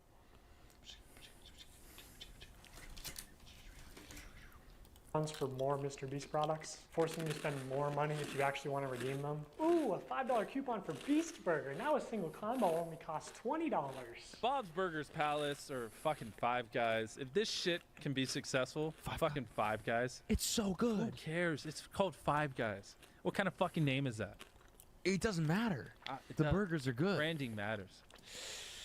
Ooh, maybe you should have spent a little less time on this beautiful logo and more time on making the food actually edible. Ugh. Brother, ugh. What's that? That is disgusting. What's that, brother? Also, be for real, dude. Five Guys has a nice, clean, appealing aesthetic. You know, the name suggests humble beginnings. This is like a 8-year-old sloppy cotton candy piss burger. It literally looks like a It's piss unnecessary burger. to go on that one. On that point. I can't. I don't even care. Also, this digital wheel. Okay, then he's guilty of being Dunning Kruger effect, where he thinks he's smarter with his branding than other people, even though he's not. And we have the arbitrary guy here that can call out this because he's better. Dog Pack 404 popping off. Clearly, Dog Pack is not 404. remotely representative of your actual odds. Mark Rober has talked about this common deceptive casino tactic before. You recall from the Carnival scam video, the most lucrative games for the Carnival owner are those where people overestimate their chances of winning. That is exactly what happens in this game, thinking you were so close to getting a jackpot, when in reality, you weren't close at all. In gambling psychology, this is known as the near-miss effect, and people will spend much more money to try and win because they think they can just do it on the next one. So I am absolutely pigging out on Feastables, and I'm trying to do this. Mr. Beast is teaching us gambling? Minus points because there's no cool music. Anyway, let's gamble. Also, these tickets. Wait, what? I'm confused. Wait, is that gambling? Do you have to pay to spin, or I don't get it? There's no cool music. Anyway, let's gamble. Also, these tickets, one of them just so happened to go to a... Really? You have to pay to fucking spin the shit? You have to pay the chocolate bar, right? And then you get probably a coupon code or a code. My last thing. I assume. Just do it on the That's next just an So assumption. I am absolutely pigging out on. Problem gambles if you want to read, products, loot boxes,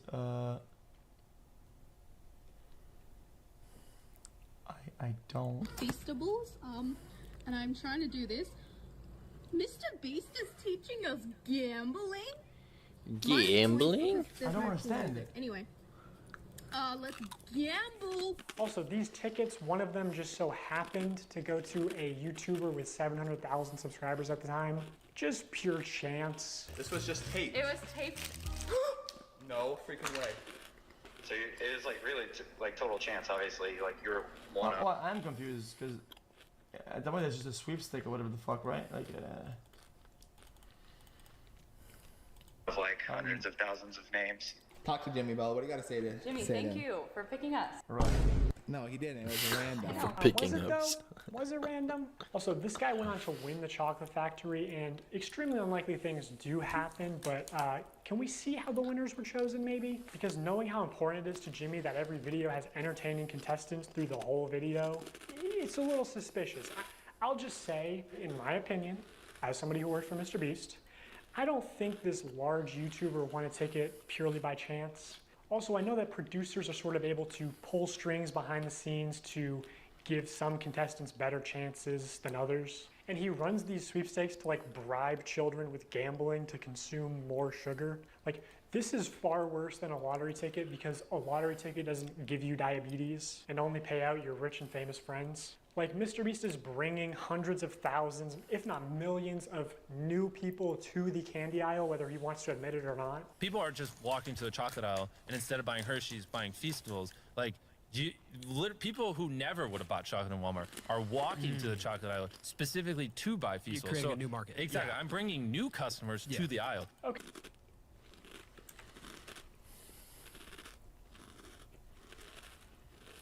Specifically to buy Feastables. Wait, I don't think. Wait. I'm so confused. Dude, I'm listening as best as I can, but. So a new market. Ever would have bought. New people to the candy. This is bringing hundreds of thousands, if not. People who never would have bought chocolate in Walmart are walking to the chocolate aisle specifically. Okay, dude, I'm just saying, like, I don't think this podcast is about like health or some hero thing. You're talking about business. He's talking about fucking selling a product and doing a good job at marketing the product, and the result he's getting with the selling that product. There's no like sort of morality. Yeah, he's bragging. Yeah, I mean he should. If you create a new market, the people that buy chocolate, that's good. You're selling a product. Like what? Specifically to buy Feastables. You're creating a new market. Exactly. I'm bringing. So I don't think the selling of the product and getting new people chocolate involved is not a bad thing. I think the bad thing here, or what the point that xQc is missing, is that there's actually the relation between the gambling and the chocolate buying, and as you know, like bad habits stimulate each other. So you rather don't want to get different kind of vices and troublesome behavior involved with each other. You want to keep them separate, isolated, so you can deal them whenever you like feel the need to it and have their space to do it. So I think the problem more lays within how everything fits together in the ecosystem of Mr. Beast instead of looking at one thing at a time. Because all the things that you look at individually are like a bit gray area more, and if they combine together, then the picture becomes clearer, I guess. New customers to the aisle. Okay, I guess he does. His job isn't to make the world better. His job is to make money. It's a business. He's making money. But that's a valid point, of course. You know, kind of a weird flex, not something I would brag about, Jimmy. Also, maybe I should mention, technically I'm a certified nutritionist, which really just means I paid $1,200 for a course and then failed to launch a health food company. But I know that poor diet and especially excessive sugar consumption is the #1 cause of death and health problems in America, including some of the health problems that Mr. Beast claims to care so much about. Don't care. Move on. Blindness, deafness, loss of limbs. Don't care. Mr. Beast also just launched a combo with Zaxby's, which if you get a soda, it's over 2,000 calories for one meal. Because obviously so much obesity and disease comes from this. People make choices. People go around and they choose what they eat. Oh, you made a lot of bad choices. Oh, look, problems happen. Okay. Stuff we eat. The only thing real in this video is the new Mr. Beast box at Zaxby's. I'm pretty sure this would be illegal in Europe. This is like more calories in one meal than the average 10-year-old is supposed to consume on a daily basis. Tell me how I'm killing little kids. New research finds childhood obesity rates are... Okay, and that's weird again that he's making a comparison like the child's obesity, because it's still a parent that is providing the food and the money for the child to make the choices. So yeah, I guess it's up to the parents on that killer in America area is again. obesity. The number of deaths in overweight people surpass alcohol and smoking altogether. For 30 days straight, we are going to be giving away $10,000 to a lucky customer who scans the QR code on the back of any new Feastable bar. It's just disappointing to see somebody pretend to care about the health epidemic in the U.S. only when it's profitable for them. I know this point isn't going to resonate with a lot of people because of... No, because the point sucks. So whatever you're going to say is irrelevant. It's irrelevant. What he's going to say, it doesn't matter. The point sucks. That's why people how don't like normalized high-calorie and high-sugar diets are in America. But like bribing children to get into the habit of consuming excessive amounts of sugar, like $10,000. If you're gonna use the word bribe, yeah, it has to make sense. Bribing A day as a giveaway is very deliberate. That's a pretty strange word Repeat to be customers using here. that just buy out of habit. Like doing this, especially when you clearly understand how much of a health His risk it point is is valid. If the point is that okay, so what's the point then? Explain what the point is.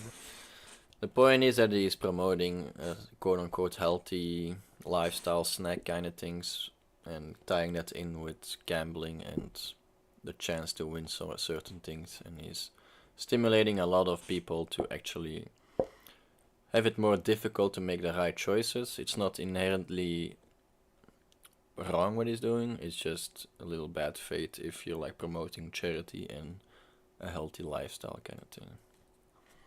Selling a product that doesn't make your health better, but is exactly what it is not good. So don't buy chocolate. Okay, you're right. So the point is, don't buy chocolate. Chocolate, not good for you. Okay. That's not the point. Anything else? Is that it? Is there poison in the bar? Is there something is there a bomb in the Oh, there isn't. Okay. So what the fuck are we doing here? Because obviously so much I obesity. think we're almost at disease where comes from I the stuff we eat. stopped watching. It's honestly just haven't watched evil yet. to me. And Next up, I eat McDonald's on stream 3 times a week. Children watch a stream. I'm making the world a worse place and fuck because I am advertising McDonald's, which cause obesity, high sugar, fats. People die from that and lose limbs from obesity. Chat. You got me. Chat. It's been years I've been doing this, chat. My bad.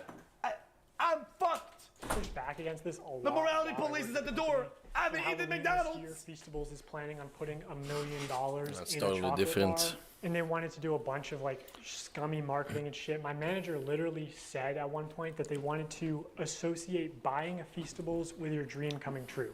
So they're pitching ideas like, you know, buy a Feastables, win 10K. Buy a Feastables out of a vending machine, and the vending machine just starts spitting out money. Buy a Feastables, and it has a ticket to Disney World, whatever, right? And I don't want to put a lot of like hearsay into this video. You should just believe the receipts that I'm showing you and not what I'm saying.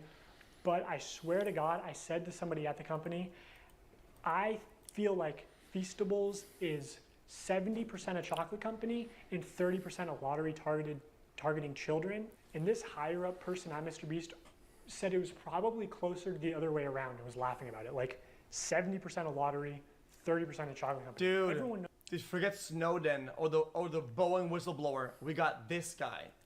Dude, chat, I lived long enough to get this whistleblower that is fucking blowing the whistle on the evil and shit tactics and the conversation that these guys have at the office. No! Knows this just This is insane. Call to action giveaways. This information changes everything. As soon as they stop, it's hard for large He's bargain underplaying retailers it. to sell this shit for 70% off. That's why they push them so hard. Once they stop their diabetes lottery, It's not gonna no one buys. necessarily Also, change anything, but I think it's definitely the right choice for him to come out, even though he's maybe not the best whistleblower or whatever. Like, you gotta speak up whenever you can, and not everybody's made to be this perfect streamer, you know? We're all just lurkers sometimes. And that's okay, you know? Lurking is a part of lifestyle, so... This is the website right now. Mr. Beast wants you to join But the when crew. it's time to So step up, weird and we scummy have to me. step up. I believe all the Feastables giveaways do have official rules and no purchase necessary clauses somewhere, but it's very difficult to find them. In traditional media, if you advertise a sweepstakes like in a commercial, you have to say in the promotional material itself, no purchase necessary. Somehow Mr. Beast gets away with not saying no purchase necessary in any of his promotional materials, not the videos, the descriptions, pinned comments, nothing. To celebrate our launch of milk chocolate and sea salt, we went out and we bought 10 Teslas. Something neurodivergent, bro. Something retarded. Loads of cash and Like, all these prizes you it's see what on it the screen. means And prizes in aside, this unlike instead of Hershey's, the way they're writing it down. these bars only have 4 The way they're using it is that's what they're trying to say, right? Just say it then. 5 ingredients and just genuinely Neurodivergent, doesn't mean retard, right? But if you're using the term as in this guy's a retard, don't put neurodivergent. You're trying to be inclusive. You're doing worse. You are flipping the script. You are doing worse. Because then it's like, well, I want to mean retard, but I'm never. Then you're labeling neurodivergent as retard. No, he's a retard. That's a fair point he's making. Like, if you have to say something bad or like don't use another word for it, that actually means something else, because then the other word gets diluted. So if you meant to say somebody is a retard, you have to say it in those words and not say neurodivergent, because then people that actually use the term neurodivergent as some kind of label to say, hey, I think differently, then that gets diluted, the meaning of it. So yeah, that's a fair point. It tastes good. Go to feastables.com right That's now pretty and off order some topic. chocolate. Only problem is the chocolate river is deteriorating. All the The only place you'll find no purchase necessary is either on the Feastables Twitter account, because it's a rule of the platform, and even still they try to push it. No perched neck or hidden. Yo, neurodivergent is some like fucking dog shit modern whistle. What's it called again? Fucking dog whistle or whatever the fuck. You know for a fact when people use neurodivergent, the vast majority of the time, it's in a way to be negative. It has negative connotations to say what they would normally say, which is retard. This is what happens on the majority of the time. At least the way I see being used. Oh my god. If you don't agree with this, you're brainwashed. You're actual, you know people say Matrix Andy? You're actual Matrix Andy. Indeed. That's just a consequence of people using the word in the wrong context, I guess, when they're trying to say retard. Yeah, it's not really the cause. Deep in the Feastables website under a FAQ. And to enter. So we're saying that, so what you're saying is that in that clip where her son is yelling at that one viewer and he's calling him neurodivergent. It's getting personal for him. Is, on the scale of being neurodivergent and accepted as a nice person that is having some neurodivergent capacities here or there, whatever. No, it means, yo, you guys are fucking retard. That's what it means. For free. It's how it's being used. Separate 3" by 5" hand-addressed written index cards, up to 10 a day. Do you think kids are gonna do that shit or just beg their parents when they're at Walmart for the YouTuber diabetes lottery ticket? How is this legal? How Wait, do you what? I missed that one. a day? For free. It's how it's being used. Separate 3" by 5" hand-addressed written index cards, up to 10 a day. Do you think kids are gonna do that shit or just beg their parents when they're at Walmart for the YouTuber diabetes lottery ticket? How is this legal? How do you? Let's actually, you know what? For once, so you guys say I'm schizo. Let's. no, because this is something that happened a long time ago. Still thinking about the other thing. I Right? Didn't hear anything about the last point. Well, it's also kind of shitty, making the entry so difficult so that people will just buy the chocolate bar to get around the law. Chat. Give me the clip. I'm not gonna go late. Give me the clip. Mail something without making a purchase. Cards, envelopes, stamps. The free entry method can cost more than the chocolate bar itself. Also, going back to sweepstakes. Apparently, this guy wants to debate me or whatever. If this is true, if this is not true, sorry, buddy. Then me do. If that's true, I don't care. You wanna know why I don't give a fuck? I don't give a fuck. I promote gambling loud and proud. I don't give a fuck. I fucking love gambling. You think that you can use your voice or your platform, whatever, to promote some guy who promotes gambling to children? Oh my god! No way! No way! No! Okay, dude. Okay, back off. Back off. I don't give a fuck. I don't give a fuck.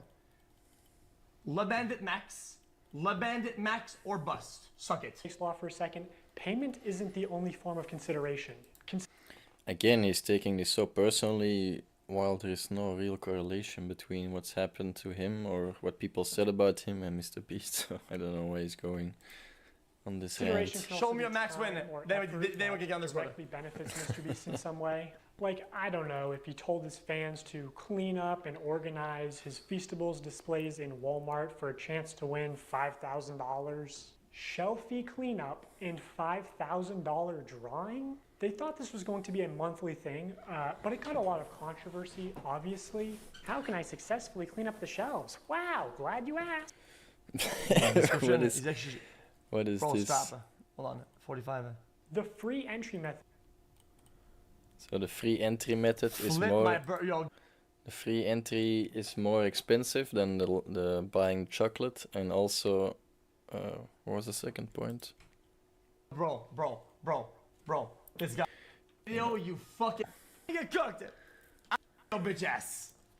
This guy, I can't believe it. Can cost more than the chocolate bar itself. Also, going back to sweepstakes law for a second, payment isn't the only form of consideration. Consideration can also be time or effort. Did you from the clip? Here, what are you doing? Okay, so this is a clip why he takes it personally. Anyone on the topic? I went on national television numerous times to debate the topic. You fucking dumbass. What the fuck do you mean I'm scared to debate people on the topic? You dumb, neurodivergent weirdos online on Reddit. Okay, so call the guy dumbass. Calls the guy dumbass twice, okay? It is calling him dumb, and you genuinely think, that the word neurodivergent is being used in here in a way to express something positive, something that represents a group of people, something that is, bro, you need to log off the computer. Yes. What he means is retard. That's what he means here, okay? That's what it is. Anything else is some How did he get shit here? You're gonna say, I'm not gonna hear it. What is this saying? Hold on. I refresh this. Flip my burger. Bro, I don't agree with you. Yo, okay. I don't agree with you. Looks bad, is bad. I'm pretty sure he knows better now, right? If he wants to atone, I think he should, right? He doesn't want to, I'm not gonna cry about it. If the videos are taken down, I think his lawyers or teams understand, yeah, don't do this shit, it's bad. They don't do it anymore. Gotcha. But, this shit, yeah, bad. It's not like it's one moment or something, right? This guy has been taking it down probably earlier because this guy who made the original video started before the drama came out. So yeah, they knew about it earlier and they still didn't do anything. Yeah, kind of weird, I guess. Like just swept it under the rug and hope nobody would talk about it or something, or have a big enough impact to actually have a voice that people listen to. So yeah, still kind of weird from them. It's just there are things that are pre-mute, right? You need to understand the degree of what hill am I going to die on, right? And when you present points that are for most people very mute, and you present yourself as, dude, I'm gonna down this hill. The separation or the distance between what it is and the dramatic effect of how bad it is, if these two things are very separate, it's gonna come across as, man, this is kind of forced and a little bit cringe. That's what I feel right now. It's like, dude, this is illegal scheming of gambling to children to get them to buy chocolate to die in the coal mines in the countries at which we've built the wells in the video for profit. So that's what we're doing. Holy fuck, I must call the police about this. And it's like, oh, okay. So like reaction or whatever towards what's actually happening, there's a pretty, it's just too distant. It falls flat. And for me, I don't give a fuck. Yeah, I guess there is a case to be made about the biasness, but yeah, who else do you expect to make such a video, you know? Nobody has that information or the dedication to go through it all. So yeah, I guess that's just how things come to light, you know? And now there's gonna be a real investigation and real numbers and what really happened. So yeah, it's just for getting the spotlight on the Mr. Beast crew. Not to say or to initiate that they actually are guilty straight from the bat, but What is it? LA Gamma Brainer, bro. I've always had Gamma Brainer. Okay, two. Streams were actually peak with Gamba, and the stream hadn't actually peaked in total value and goodness, right? Yeah, I'm gonna like this is the parts that I haven't seen yet, but I'm gonna skip a few parts that he takes personally. I just want to stick more to the Mr. Beast. And LA Brain pretty bad. Gamma Brain Q and to. I gotta be honest with you, man. Like, I don't care. Deep in the Feastables website under a FAQ. And to enter for free, you have to mail in separate. He's also growing as a 3" by person, 5" so. hand-addressed written index cards, up to 10 a day.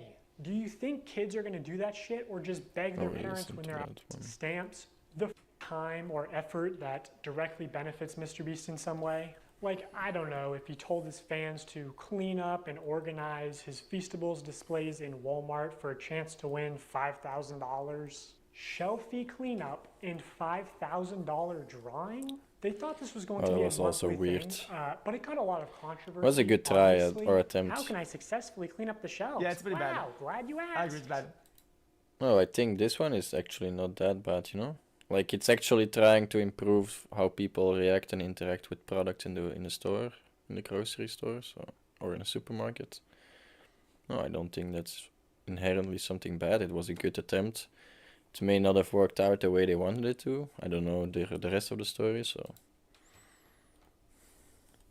More than the. Why are they talking to each other?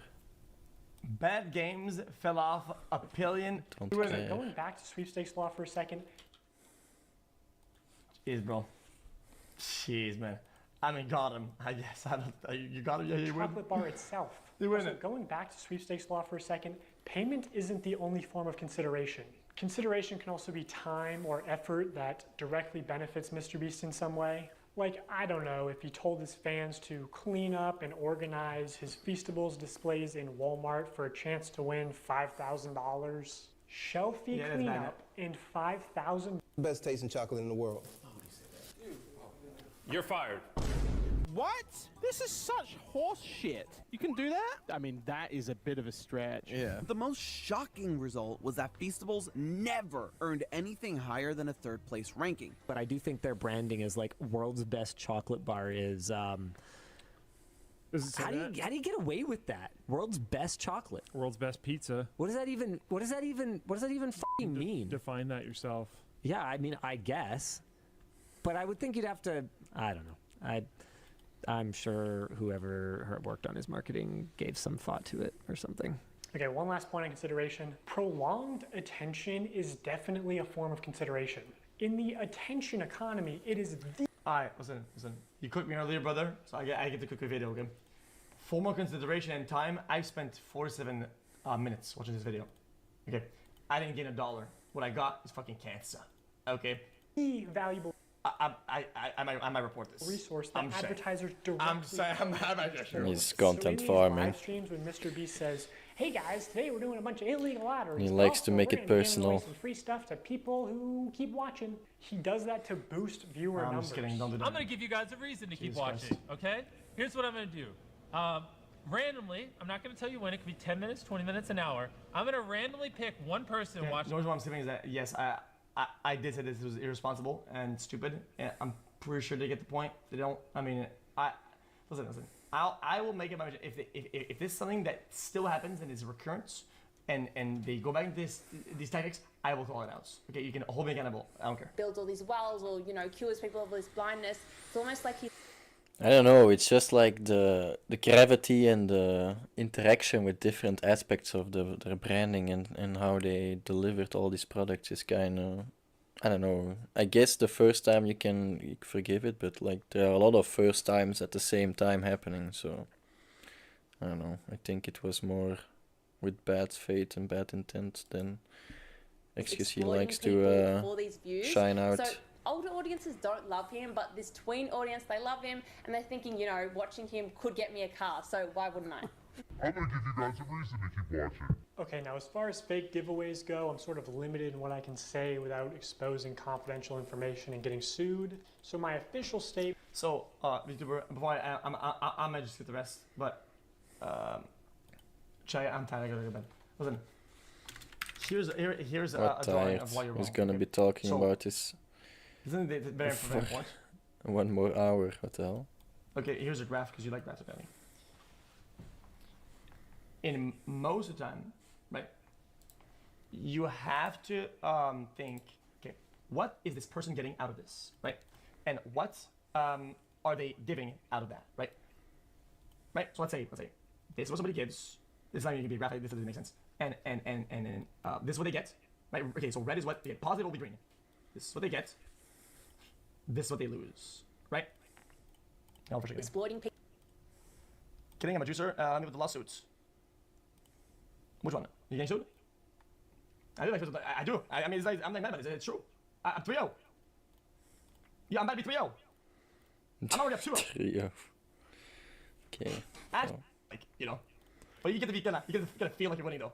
People for these views. So older audiences don't love him, but the tween audience, they love him, and they're thinking, you know, watching him. Okay, wait. So what I'm saying is that after thorough analysis, and I thought about this, okay, the video where he's helping people, I genuinely believe that the exchange is decently fair of what he's getting and what he's losing, because he probably doesn't lose a lot. I think he does overrepresent how much he loses. If you compare him to what people in general will greenlight as an okay trade, right? Such as the TikTok videos where they go like, yo, dude, and they get a lot of views and money, of course. And they'll go, oh, you're homeless, dude? Yo, bruh, here's my camera, man. I got you, dude.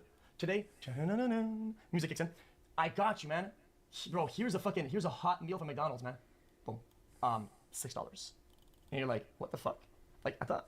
And this interaction is pretty much greenlit on the internet. This is what people accept to high rates. And I'm talking the absolute vast majority, right? So when I look at the difference between Mr. Beast and those that are greenlit, now you're gonna act like this is a problem? Dude, stop. You sound stupid. I don't think, like, he makes a very good point, obviously. Like, the helping and charity kind of TikTok videos are just as brain dead as some other videos are. But I think the value that people are getting once they get in is good, but to be able to get in and the amount of effort you have to go through and how it's supposed to be random and with full of paid actors and whatever, all these aspects together, which are not all proven yet, so we can only make assumptions. All these together make a way worse impression than just one guy giving a McDonald's meal to a homeless a homeless guy in the street, because there was not like an expectation for people to win or gain anything. There was not this call to action, I guess, as they say. Him could get me a car. Core audience is like.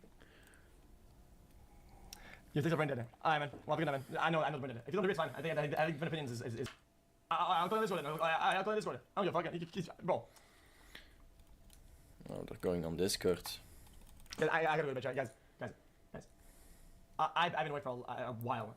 I barely slept. I did back-to-back. Dude. I'm retarded. I'm gonna have to say that.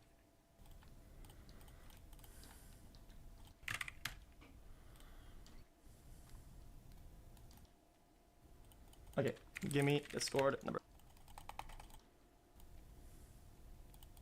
Guys, I don't want to hear this. Oh, dude, you got clapped here. Is it? I thought what it is. There's 3 controversies going on. Check this out. Link.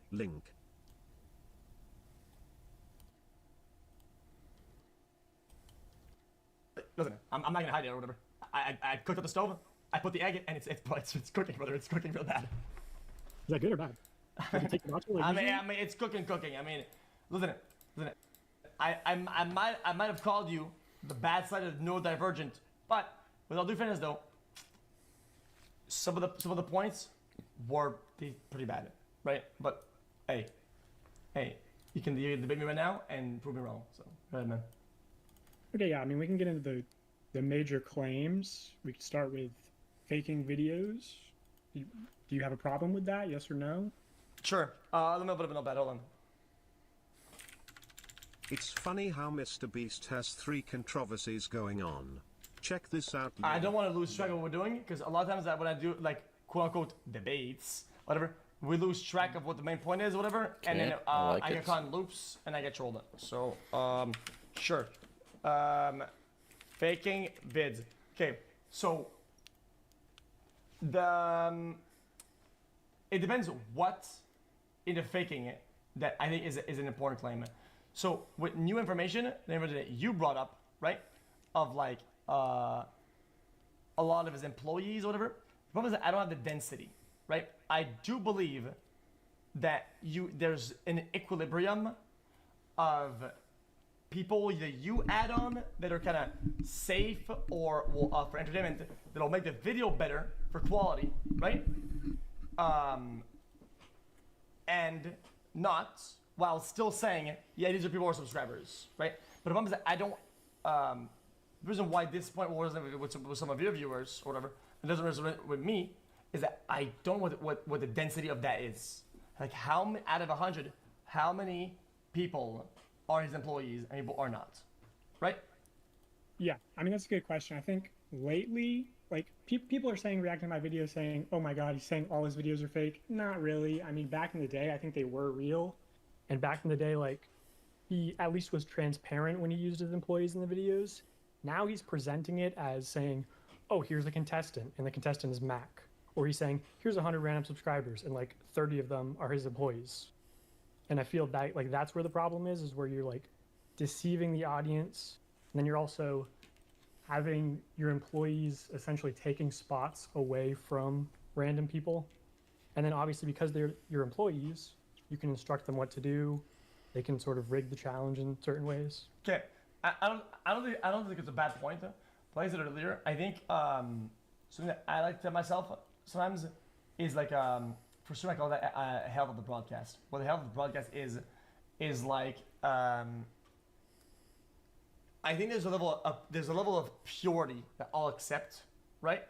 Most of the time, and I think that his level of purity, I think, is on the low side, but I do also think that you're making the level of purity kind of lower, kind of in the video, or make it seem lower or like it's bad. So what I mean by that is that 100%, I think having people that you know are employees in the video, yes, sucks, right? But I don't think that there's much of a loss in general out of saying, guys, these people are random, right? And some of them being not random. Like, the deception isn't very harmful, right? Well, I think you're using that deception to then. I just thought about it, what I would think would be the best solution, and I would say like something like The Mole would actually be a very good example. Like that's a Belgian TV series, and in there is like one paid actor who is actually trying to discourage and make exercises or contests fail, in order to troll the people and don't get the full prize money and whatever reason there is. But they actually announced like, hey, among you 10 guys, there is one mole, one person that is not going to be cooperating to their full extent with you guys, in order for you guys to not succeed. So I think such kind of setups would be way fairer and way more appropriate for also creating content and entertainment, whilst also applying the rules like, hey, this is random, you shouldn't trust anybody from the start. There can be paid actors in there that try to deceive you, but they are not eligible, or they can only win if they can manipulate and deceive everybody, basically. That's what I was going to. And like build trust with your audience, and then you're selling them products saying, hey, you could be in this video. You're like saying, hey, if you engage with me a lot, if you're a big supporter, one day you could be in one of these videos, and it's not really true. I mean, like saying subscribe and you can be in a video, it's actually completely false, because there's zero correlation between like subscribing and being in a video. It's like saying, you know, touch a banana and you can go to the NBA. Like, it's completely irrelevant. You'd have to apply through casting. You'd have to be like local to the area. You have a big boosted chance if you like know people who are involved in the production. Hey, just asking, are these things that are kind of known, that you know, that are kind of proven that they have to be part of the area and all that? Or is that, Yeah, I showed the internal Slack message in my video where it says, hey, we're looking for new contestants, send to friends and family. We're putting a big emphasis on replenishing our local database. Let me know who applies right here. And then, like, in the videos, I have far more evidence than I put in the videos. I mean, I could send you some on Discord right now, like, of... See, but that's the point, though. What is... I have evidence of, like, more examples well, that's more important than the fact itself. What is? The proof and what that is, right, is more important than the fact. Endless. The video would be 6 hours if I included all proof of every single illegal lottery, of every single example of people being in the videos. No, but see, like, okay, so in that Willy Wonka one where I talk about Della Vlogs winning a golden ticket, I had somebody after I posted the video who worked at Mr. Beast during that time DM me saying, hey, there's also this guy Justin in that video who's Ava Chris Tyson's cousin, okay, and he runs the charter business, the bus charter business that like transports contestants, and he lives in the local area, and he's Chris Tyson's cousin, and he apparently randomly won a golden ticket. Okay, so that's really good, right? So you need to put yourself in the viewer position, such as me, right? So if I'm operating at a blind, there's not much I can do here, right? Let's say I say, yo, dude, allegedly, of course, Bill Gates' juicer is fucking massive. It's just massive, right? And I said to people, well, nobody's gonna take me seriously. On Twitter, nobody's gonna be like, okay, whatever, this is like a joke, right? But then, like, well, look, well, he told me I could show the picture. Here's a picture, and then I show it. What's more important? The statement of saying that his juicer is massive, or the picture? Well, the picture is more important. Oh, the picture is evidence. Yeah, I think I supplied ample evidence in my video. When it comes down to contestant density, whatever, right, and where they come from, even I watched the video thoroughly. Well, I mean, I had no idea. Okay. Like, I don't know how many, because... Okay, it's just for the amount of proof, but it did, show one of those messages. It didn't brought home the point very well, but it was in there. Because from my perspective, So just... I to that topic was still pretty mute, right? Because me, I don't really give a fuck. But so I don't believe that the deception is like a problem.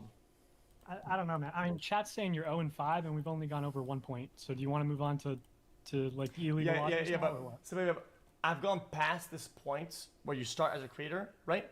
And you base your life views on chat validation, right? So clearly you're not past that point still, right? Where like, I'm telling you. Well, no, I understand what you're saying, and I agree. Like the frequency that it happens matters, of course. Well, the density. Like, density is the number 1 point. Like, yeah. I don't know the density, right? And as you bring new information that you've withheld, right? Well, that's like a completely different ball game. Well, because now, what the video was giving me, right? What the video was giving me, I had no idea the density. Because in the video you show like one girl, a guy, a this. Now we're at 3. There's 100 contestants, right? So like even then it's like, okay, so at worst, 3% of the are controlled subjects. I don't really have a problem with that. It's definitely more than that, but that was also a video from like 2 years ago. The density shifts over time. Now you're seeing in more recent videos, 100% of the contestants are either friends or family of the employees or people who are in the industry. Even did you see the 50 YouTubers compete for $1 million? Both of the people who won Cybertrucks, they were presented as, hey, these are like random fans or whatever. They're both in the industry. Yeah. Yeah, so, and then also that video, Logan Paul and KSI allegedly, but very clearly, had inside information as to what the challenges were. Yeah. So if you're running a contest, if you're running competitions, if you're running a game show, which Mr. Beast is, like, he's the largest game show in the world. Well, hold on. With, like, the highest viewership, and he doesn't have to follow traditional game show regulations. Oh, hold on. Okay, then Is it a game show? I would absolutely describe it as a game show. Yes. Okay. Would you not? So, those contestants did win that money. What contestants? Okay, so if I say, guys, this is a game show, blah, blah, blah, right? And I do this whole game show, and everything is controlled, and nobody wins anything, right? Is that bad? Yeah. No, I never said his prize money is fake. Is that what you're assuming? No. I'm saying, would it be bad if the whole thing was fake or whatever? If you're not transparent about that, yes. Okay. In my opinion, his role is entertain, and I kind of get that a little bit, right? I don't think it's a complete. I don't think it's a terrible argument, right? But I personally, when I watch his videos, I'll assume off the rip the whole thing is fake, and anything else I don't give, because I'm entertained regardless. I like seeing people do and wiggle. I like seeing people wiggle around and do whatever fake challenge because I think it's fun. And if they win that money and it's his friend and he didn't get the money, I don't think I'm gonna go on allegedly. I will make a crazy call here, and say, you know what? I think most people didn't get money or didn't get the money from what they're doing because it wasn't even a game show to begin with. From years, all of his videos, right? And that's what I assume, and I don't give a shit. I don't. That's a problem. Okay, so yeah, that's a really easy point to refute because like what you. So he's basically saying that he doesn't care if everybody was a paid actor because the fact that it's described as a game show doesn't conclusively say that it's a lottery, or that some prize is gonna be won eventually. So people take part with their own capabilities and knowledge that they might not win anything. So You're it's a talking fair about point. something like WWE, where it's entirely for entertainment value. Yeah. But now imagine the WWE said, "Hey, buy these T-shirts, and you can be in the WWE, and you can be in a wrestling match. Yeah. And if you win the wrestling match, you can win $250,000 in a Lamborghini and a house." Yeah. So now you can isolate that. Then I think you can separate these two behaviors then. Yeah. Well, it's when you look at faking the videos or whatever, there's multiple issues, which is one of which is obviously like having employees. Then the other issue is like having not employees, and then you're unfairly rigging. Yes. Okay. So since you didn't watch my reaction, then yes, I did agree that these behaviors were one, bad, pretty trashy, greedy, and irresponsible, right? And potentially illegal. No, that definitely is illegal. Because videos were deleted. I think there's more evidence than not that they know something was up after the fact, right? And was removed, and then quote unquote corrected the behavior, right? But I'm not gonna make the assumption that the whole thing was made in a way that they knew that and did that intentionally, knowing it was legal. I'm not ready to make that assumption. Is what I was saying when I was doing this. But yeah, you can call it out for what it is. But I'm not gonna call it out and make bad assumptions on the intention. Does that make sense? I think it's not about the intention. The fact that they removed this before everything came to light showed them that they knew it was wrong and they didn't talk or made any public opinions or statements that, for example, the chocolate bar isn't as healthy as they promoted or whatever. Like, at least to the knowledge or the extent that I've seen. Of course, I've seen only one video, and it's a video that's very biased, so there might be other clips where they refute whatever they're saying in this one, but I think it's not about the intention, because the intention was maybe or probably is good, but it's about when something comes to light and you have to take responsibility that you actually take it. Which I think is fair. Even if you think like selling fake signatures, like, okay, I did talk to bad. I think that's all bad. All bad.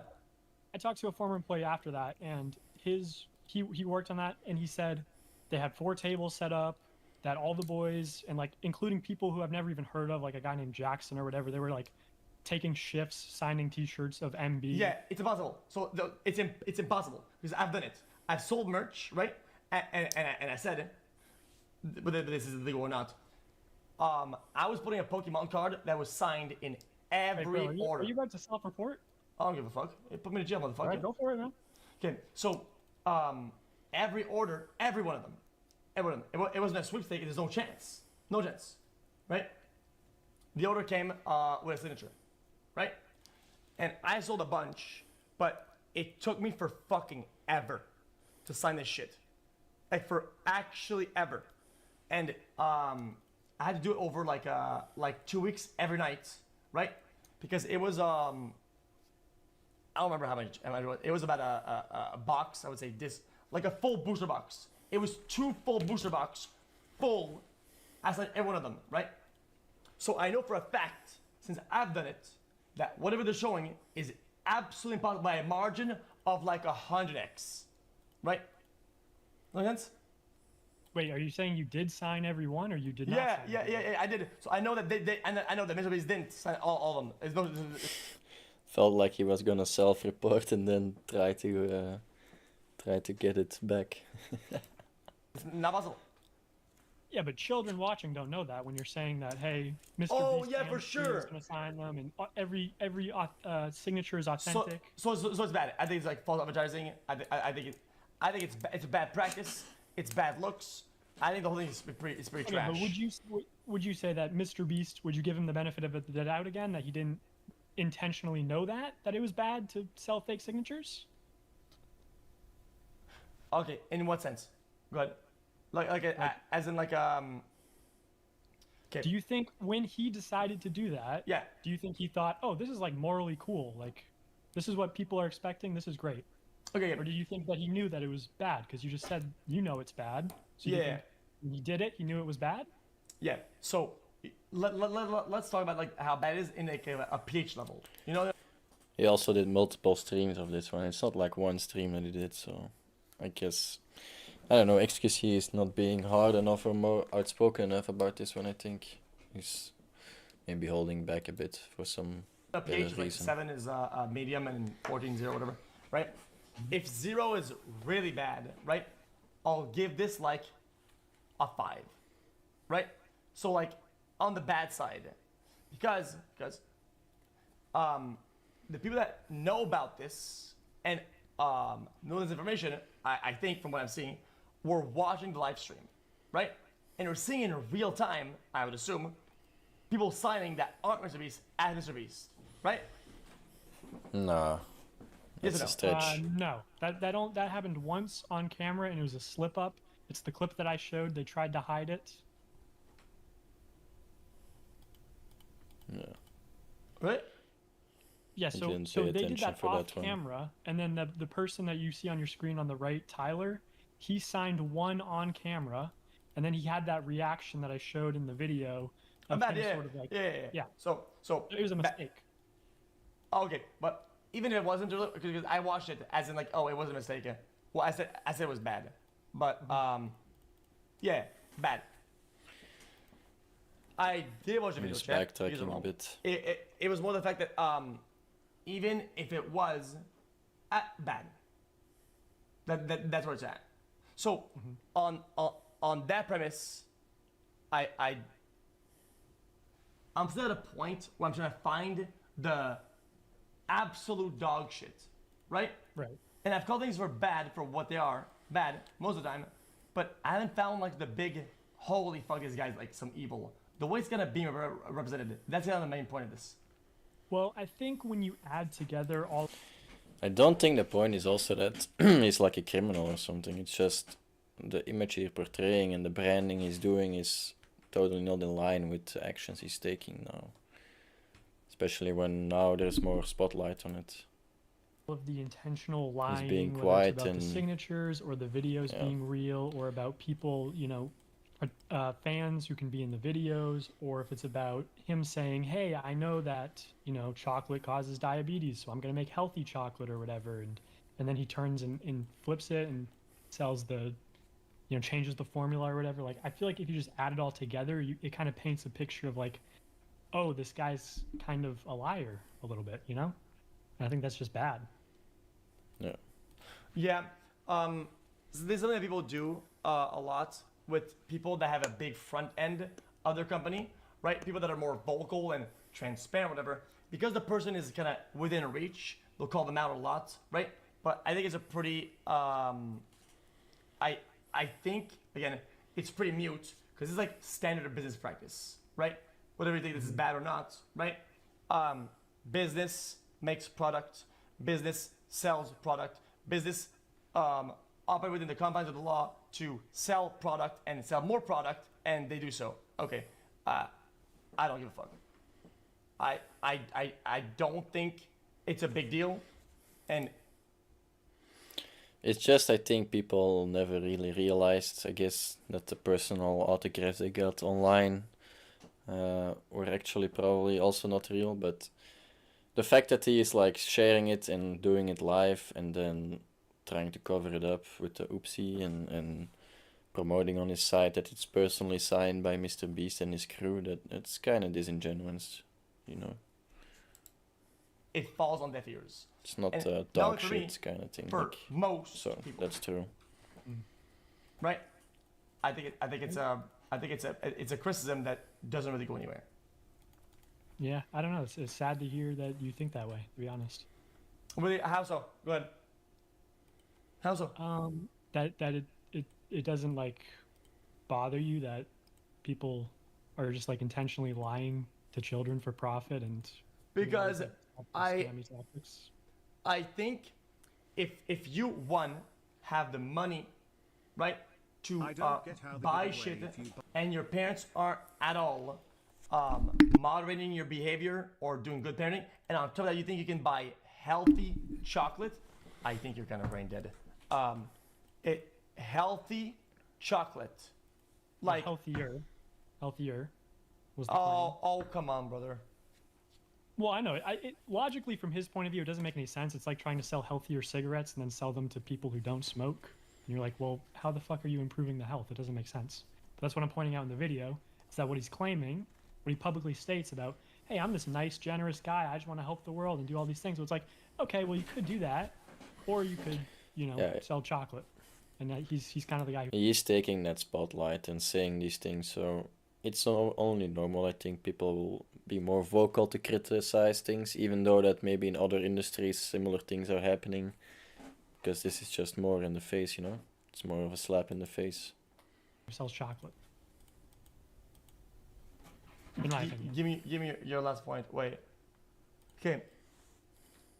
Concern is that he's marketing it as a healthier alternative, and then it's not. Admitted to me that they were lottery schemes, and that was the intention behind them, to effectively bribe children to consume more chocolate. You're using the word bribe wrong, but well, it's effectively what you're doing is you're adding a financial incentive. You're adding a financial incentive for children to. It has to be an exchange of capital for a service or whatnot, and that's not what bribing is. In this instance, you're not. Ignore whatever technical definition you're using. There's multiple definitions of the word bribe, but I'm just using the colloquial financial attaching a financial incentive. You're like persuading somebody with the promise. Now of he's money going into semantics. Otherwise, he's always saying that it's not a word going into. Yeah, well, terminology is very important because if you're gonna when you use kind of strong terms, it's semantics. I'm not accusing him of bribery, like a crime. You should have used a more neutral word, I guess. I'm using the colloquial. He's bribing them, and I said effectively bribing them to consume more chocolate. That's the effective result. That's okay. Semantics. I think the semantics are the only thing that matters here, but sort of. No, not really. Semantics don't matter that much. He's just trying to paint a picture that's a bit more negative, but in the end, he is giving a lot of new insights and spotlight on different things that xQc is a bit ignoring, in my opinion. Lottery incentive to consume more chocolate. That's a problem. It's effectively a slot machine, but the slot machine, to play it, you have to buy a bar of chocolate. And most people, if you're buying a bar of chocolate, you're consuming it. All right. I guess that makes sense. I guess the reason why I don't say it as a problem. Maybe I'm insensitive to it or whatever. Because I think it's a practice that's fucking everywhere. Even when I was young, I'd buy like fucking candy because of like what was at the top. It was like some. That's a really bad argument. Like saying that something is okay because it was like that when you were young. Like the definition of what we do is to evolve, right? To get better and better systems in place for people to thrive and take as much as they can from life and as they want. So yeah, it's not a good argument. Some plastic figurine or whatever, right? And it's like you could get like any of them, and then you'd buy like candy to get the right one. Literally gambling. And that's pretty much everywhere. And it's like whatever. Whoa. No, a plastic figurine, a McDonald's toy, is not gambling. Okay, this isn't. Yeah. Oh, it is. Oh, it absolutely is. This isn't getting your family out of poverty because you got the fucking Spider-Man toy. from your cereal box. Shit! You're gonna fall. Oh, you fell for the trap. Come on, man. This is classic. This is a classic. It's not gambling. It absolutely fucking is. Because you get a toy out of a cereal box? I don't give a fuck. The behavior, like in the video says, the behavior is the problem. Now you can say the semantics. Well, you get an item out of this. What are you gonna? No, it's you want something desirable. There's a chance of getting that thing that is desirable. You're repeating the behavior in order to get the desirable item. That's gambling. But the desirable item in this case has a estimated retail value of like $3.50. Is that what we're talking about? Gambling.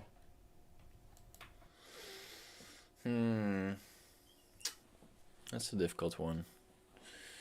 It is true that in some way you can see it as gambling if you really want that one specific action figure.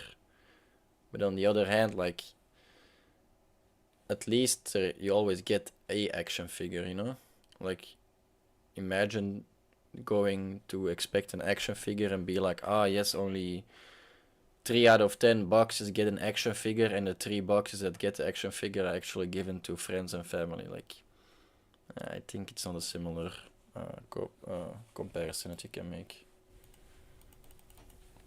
No. But it's definitely gambling in some way, but it's not comparable in this scenario. My money at the. That's so now we're going to semantics of gambling. Old debated shit that people were branded about. Another problem that I got. This one. 40 more minutes. Sheesh. Where he was gonna do. Okay, so again, I'm now blind because there's not a lot of proof or a lot of context. Whatever. People doing the bullshit fucking buy a woman's box, get 250 mil property. Okay, right? I think we got the gist of it, you know. And then you show the video. We're now repeating some points. I think it's important when you show clips. Wait, let's make this point. The reason why showing a clip, I always call people out on the clips they use and why they use them, and a lot of them is brain dead. I believe the usage here of the clip to be fucking brain dead. It's like the guy that's his agent, right? Is like, yeah, like we're not gonna do this because. Yeah, okay, he's gonna go through each of the points one by one. This was not one of his strongest points, indeed. So, yeah, I'll give it to xQc on this one. Anyway, I think I said all my thoughts and comments on this video. If I missed anything important, do let me know. But for now, I'm checking out. This is Beinj, and see you guys next week. Bye-bye.